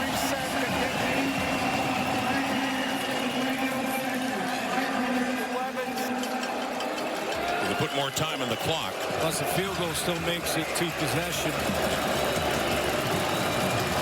So might as well take a shot this deep. From the 7. What a moment here. Stampeders either turn it over or they get right back in this game down just to score. Here we go. Adams, 3rd down. End zone. Touchdown. Dominic Rhymes. Their leading receiver has it. It took a long time before he was even targeted. But he's had a couple of big catches. That one, pending the point after, has Calgary right back in this game down within a touchdown. Yeah, this offense had to activate 15. To be successful and to get this offense rolling, they have to get this guy involved. He's a smooth route runner. He knows the game. He knows where the holes are. Secure hands, can blow the top off coverage. One of the top players in the league. You got to get him going. Dominic Rhymes and a touchdown for Calgary. 14 points off the turnovers. 2 picks, 2 TDs as this offense, led by Vernon Adams, is waking up. 5th touchdown catch of the season for Dominic Rhymes, the ex-Lion, to cap off a 9-play, 71-yard drive. Watch the route here from Dominic Rhymes. Safety in the middle. I think it was Jackson Finley who went to play the ball and just missed it. And if you're Ronald Kent, again, we've talked about that leverage, and you have to play outside, protecting the outside, because you got a safety in the middle. If you have a safety in the middle, you take the outside leverage at halfback. That's what Ronald Kent did, expecting Finley to be there. Finley went for the ball and not the player. And when he missed the ball, Rhymes, with great concentration, pulls it in. So you got Vernon Adams to Dominic Rhymes here at BC Place. I'm sure Lions fans remember seeing that a few times. Yeah. When they wore the black and orange, both former Lions. And just like that, it's 1 possession. So 15 points, off the turnovers. Of course, the last touchdown at a 2-point conversion by Vernon Adams. So 31-24, BC's 22-point lead has just been disappearing, and it's down to 7 now. Stampeders right back in this game. 4:46 on the clock. What a finish we could have in store here at BC Place. See what the Stampeders defense can do this time. It's 7 McGee. Nice moves on the return for McGee to get it up to the 48 of the Lions. That's big to grab just a speck of momentum back. But let's go back to the touchdown one more time. And Vernon Adams barely missing. I wonder if the commissioner's watching this one, because he barely misses the crossbar on that deep post. Not a concern in a couple of years with the goalpost moving back. But yeah, he did thread the needle. He's done that a couple of times in this game. And just missed the crossbar. So Nathan Rourke getting challenged now after just terrific first half and spilled over into the start of the third quarter. But since then, BC's offense has been cooling off. Rourke has thrown a couple of interceptions to go along with his 4 touchdown passes. Throwing there, incomplete. Down low for Hatcher. Up at the Stampeder 50. Second down ahead. A little surprised on that call from Buck Pierce to not sort of settle things down with a little bit of a run game to James Butler. Intermediate deep curl route to Keon Hatcher is, not a bad choice. If it's worked out a lot in the past. Yeah, but it's worked out a lot this year for sure. And Nathan Rourke suits 1 for 5 and 2 interceptions recently. So trying to get some momentum back for BC. Under 4 minutes to go. Deep look, too far. Coverage there as well. Damon Webb coming across to help out. Intended again for Hatcher. And the 4th 2 and out for the BC Lions. Stampeders down 7, about to get the ball back. Nathan Rourke is limping coming off. And I don't know if he got stepped on or there's something. It might have been on first down because it looked like he was on first down. Yeah, that's the second down throw to Hatcher that Webb had a better chance at it than anybody. On first down, though, I think he got stepped on. Right? No, that wasn't it either. That was the second down throw on the corner, but there's him limping off. Keep an eye on that. The punt here from Carl Meyer for Eric Brooks at the 10 after a 52-yarder. And cutting it up. Jackson Finley among those on the special teams tackle shy of the 15 for the Stampeders. They have a long field ahead, but they certainly have a shot now with 3.5 minutes to go in the 4th quarter, trailing only 31-24. The good news for Lions fans is that Rourke didn't go in the 10. Look at that stat. 42 of 68 games this season. This has been the year of the comeback, hasn't it? Outstanding. Don't leave your seats early. Getting close to the magical 3 minutes where so much happens. Well, the timing of the final 3 minutes is one of the reasons that previous stat happens. Maybe the main reason. The right hash, the 15. Adams knocked at the line and incomplete. The hands went up again on that BC defensive front and batted away. Second down and 10 coming. I think that was Dwayne Hendricks. Saw him. Calgary. Saw him come out of off the sideline. See, he just times it up and gets that right hand after the bull rush. Coming off the sideline, he was jumping up and down like he couldn't wait to get out there. Big down here. 3:08. Stampeders 5 of their last 8 now. Started 0 for 8. VA just talked to Dom Rhymes. Got him to start on the wide side. Big second down Calgary. Just a 3-man rush. Almost got to him though. He takes off. Trying to get that first down and he does. And then pushed out. Patrice Rene there, but a good run for Vernon Adams. Timely too, and a first down for the Stampeders.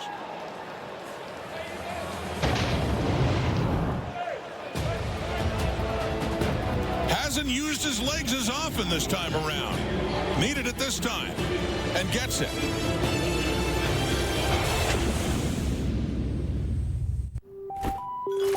Here's to the morning routiners. The itinerary printers. The perpetually early. You know, the squares. When life gets bumpy, who fits better in your corner than a square?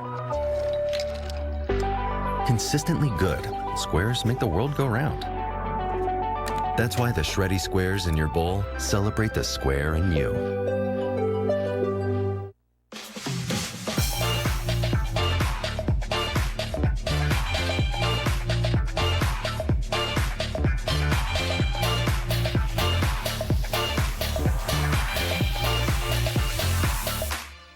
With Prime Big Deal Days coming October 7th through the 10th, greatness is a deal away. Just bust a move. Shop deals from kitchen to electronics this Prime Big Deal Days. And your car is ready to go. Great. Huh. Did you want to redeem your Canadian Tire money? You've got enough for your oil change to be free. Wait, I can pay with Canadian Tire money? Oh, yeah. What? I could pay with Canadian Tire money? Rewards for auto service? Feels this good. Earn and redeem Canadian Tire money for auto service. Only in Canada's Garage. We see it. Severe weather is here. But so is Canada's insurance industry, fighting for stronger, more resilient communities while helping you protect and rebuild the things we love. We'll be back next week. WestJet Thanksgiving weekend. Argonauts playing the Stampeders to get it started, but look at that sketch. So much undecided. And hey, that's Thanksgiving weekend. Actually kind of starts with the Gravy Bowl here today, because this is BC's last home game before Thanksgiving. So this tradition against Calgary, they're getting started. Third annual. What a finish to week 18 we could have here. Calgary football after Adams ran for the first down, and then Diedrich Mills takes it and tries to grind his way up near the 40.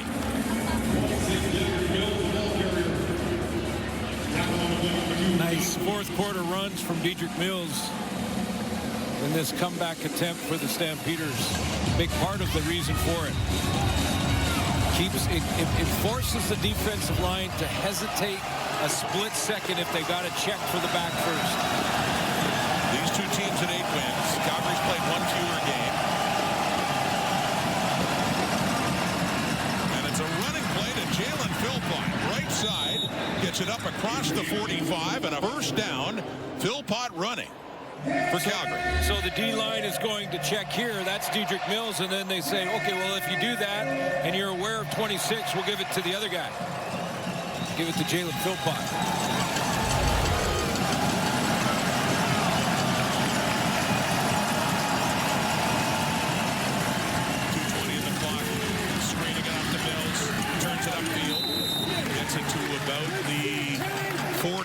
Maybe a couple of yards here for the Stampeders. 2:14 to go. 7 points behind, but so much closer.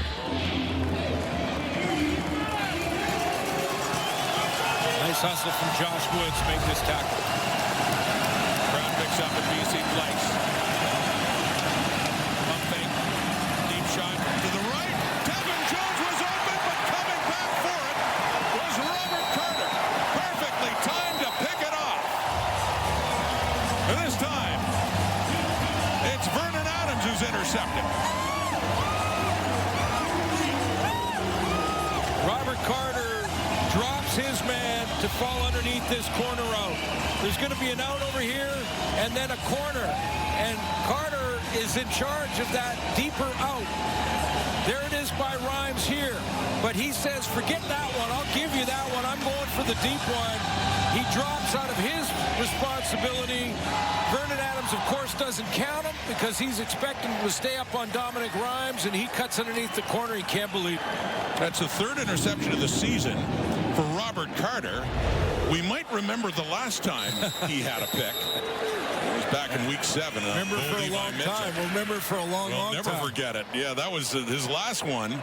Was the one-hander in the end zone off Bo Levi Mitchell. Incredible one-handed catch. But celebrating that one now as the Lions take over for Nathan Rourke at the BC 30, protecting a 7-point lead. Cutting back on that run, but still not getting much is James Butler. No, but it's a clock eater, and it's a positive play. I mean, the Lions have to settle things down on offense. 2 picks in a row, and then a 2-and-out and a punt. You just need a couple of first downs and settle down. Another pick by Carter. That ties Gary Peters for the league lead, or for the team lead, I should say. Got his third at a Robert Morris University in Pittsburgh. And to swing this momentum back for BC in a 2nd down and 7. Rourke, underneath, it's caught, and a first down and more for Butler.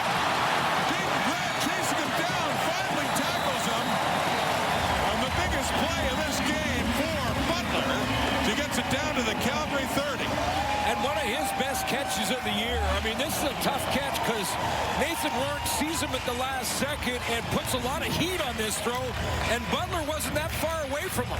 He steps into it, and Butler kind of has to snag it. Then he's outside of everybody's leverage, and away he goes for a 44-yarder.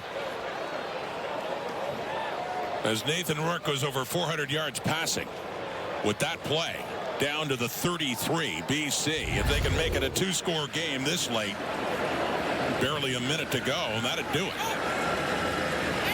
Horvath and Butler in there together. Xander Horvath. Runs for again! Down far! Touchdown! How about Xander Horvath when he plays against Calgary?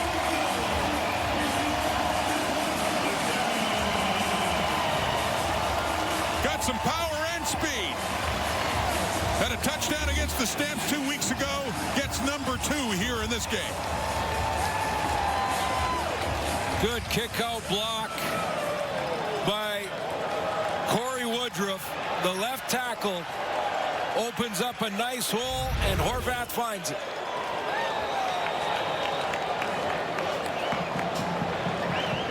Well, the Stampeders made it interesting, but BC's essentially put this one away. The point after try for Sean White. Tucks it in. 14-point lead restored for BC. On the verge of improving to a record of 9-7 and winning their 4th straight game.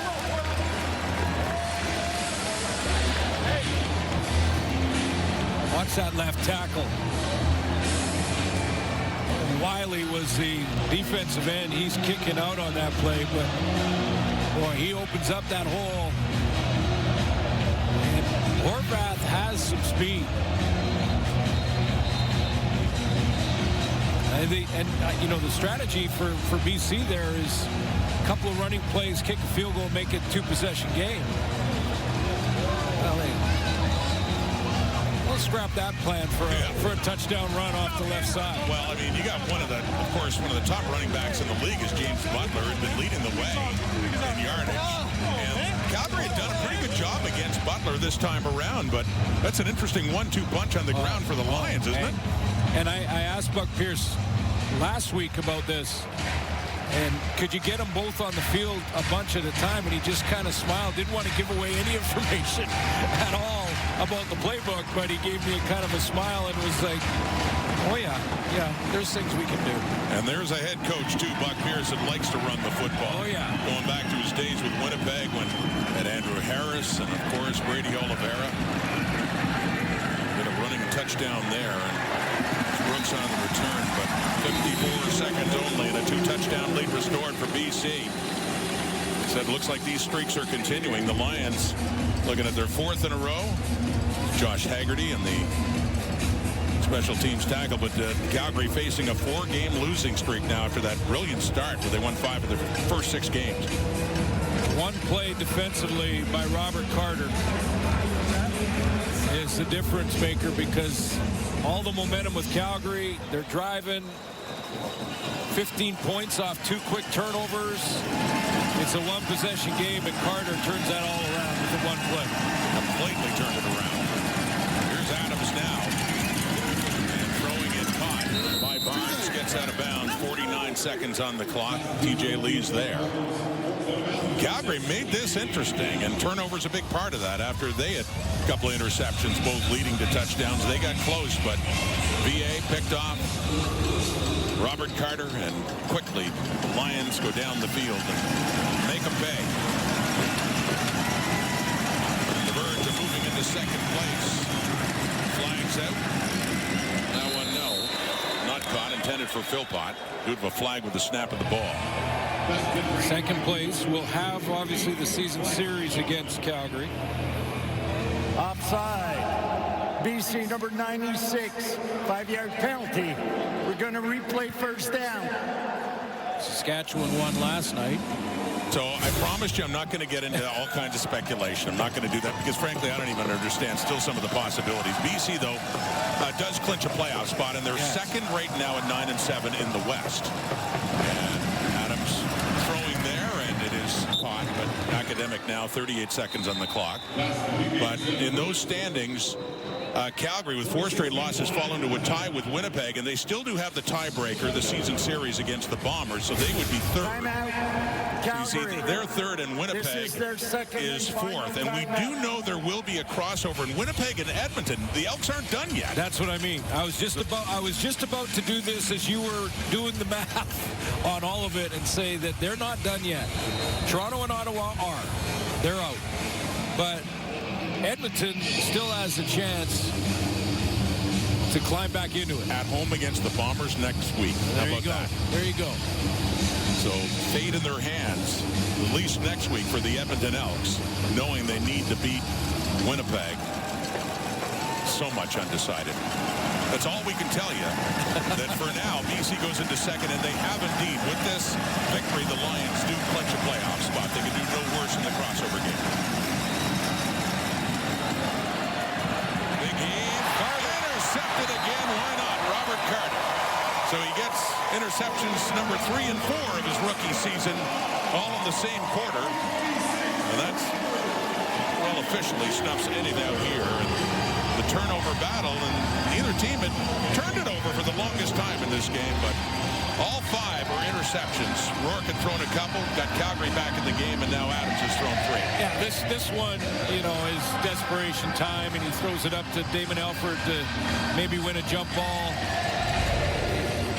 But, you know, with that much time, almost impossible. But that the Carter previous interception tonight, that was the difference maker. Huge.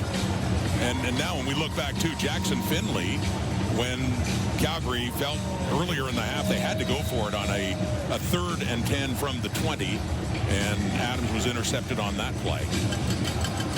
And Finley's second pick of his rookie season. So victory formation. And a sweet victory for the BC Lions, beating Calgary, winning the season series, sweeping the Stampeders, and winning the Gravy Bowl heading into Thanksgiving week. And yeah, going opposite ways as the streaks do continue. Lions are surging, and Stampeders really falling back. Yeah, and if you take a look, I mean, I know Nathan Rourke is going to say there were 2 plays in there that he wants back for sure. But Calgary, you know, I saw a lot of good throws from Vernon Adams. Yeah. And in this discussion about him coming back, Calgary's going to go as far as Vernon Adams takes him. It's as simple as that. And that's no disrespect to any of the backups in that position. But if they want to take a run, it's going to be because Vernon Adams gets his game back. And I saw signs of it tonight.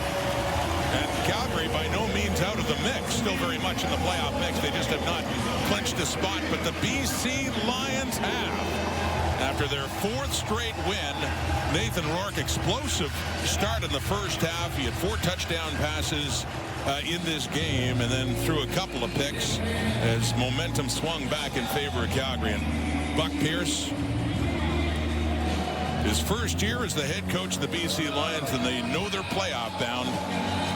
At this point, with just a couple of games to go, still a lot undecided exactly what position it will finish. So how about the day overall of Nathan Rourke? Well, yeah, I mean, but for 2 plays, one a forced error, one an unforced error, he threw for over 400 yards and 4 touchdowns.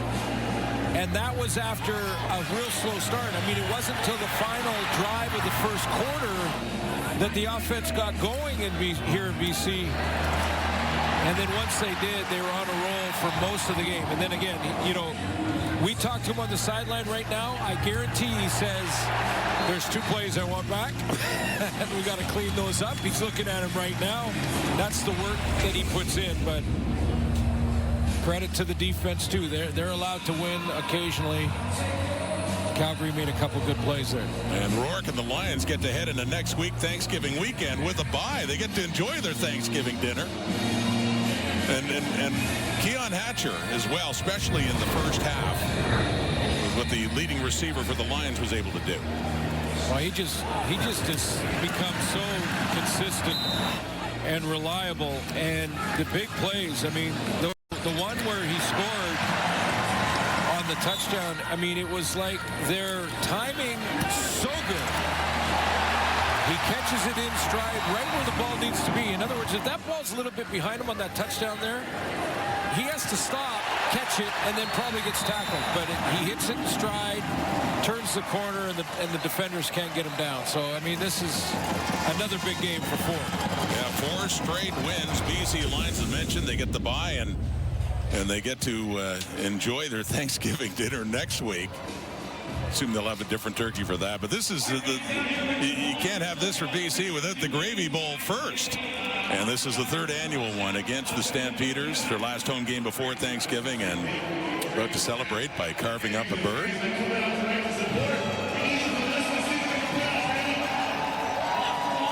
I don't know why I'm starting to get hungry.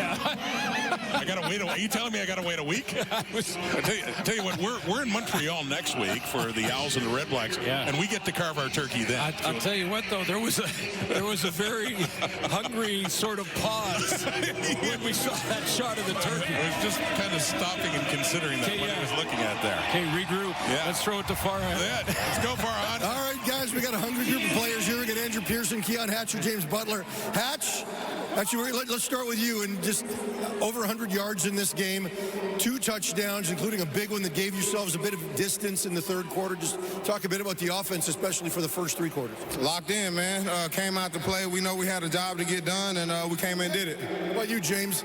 Take me through that last reception. Calgary had some momentum. It's 2nd and long, and you make the play and take it deep into their end. Yeah, man, I got told 12. Thank you for trusting me on that play. You know what I'm saying? And shout out Justin, who really sprung me on that play. So that was just a team effort. 12 is here now. I know you're going to be more upset about the 4th quarter, but I'm going to ask you about the first 3. 367 yards and 4 touchdowns. You were humming. What was working? The guys around me. We got a great supporting staff. I think Buck called it really well. We just got to limit the mistakes down the stretch. That's a very good team in Calgary, but it was a great team win, so happy for it. All right, listen, you got to celebrate. Grab a turkey leg. Let's go. Get in there. Somebody help me out. Pull it. Josh Woods, Gary Peters, they're trying to find some potatoes. Now that's some serious turkey. Is it good?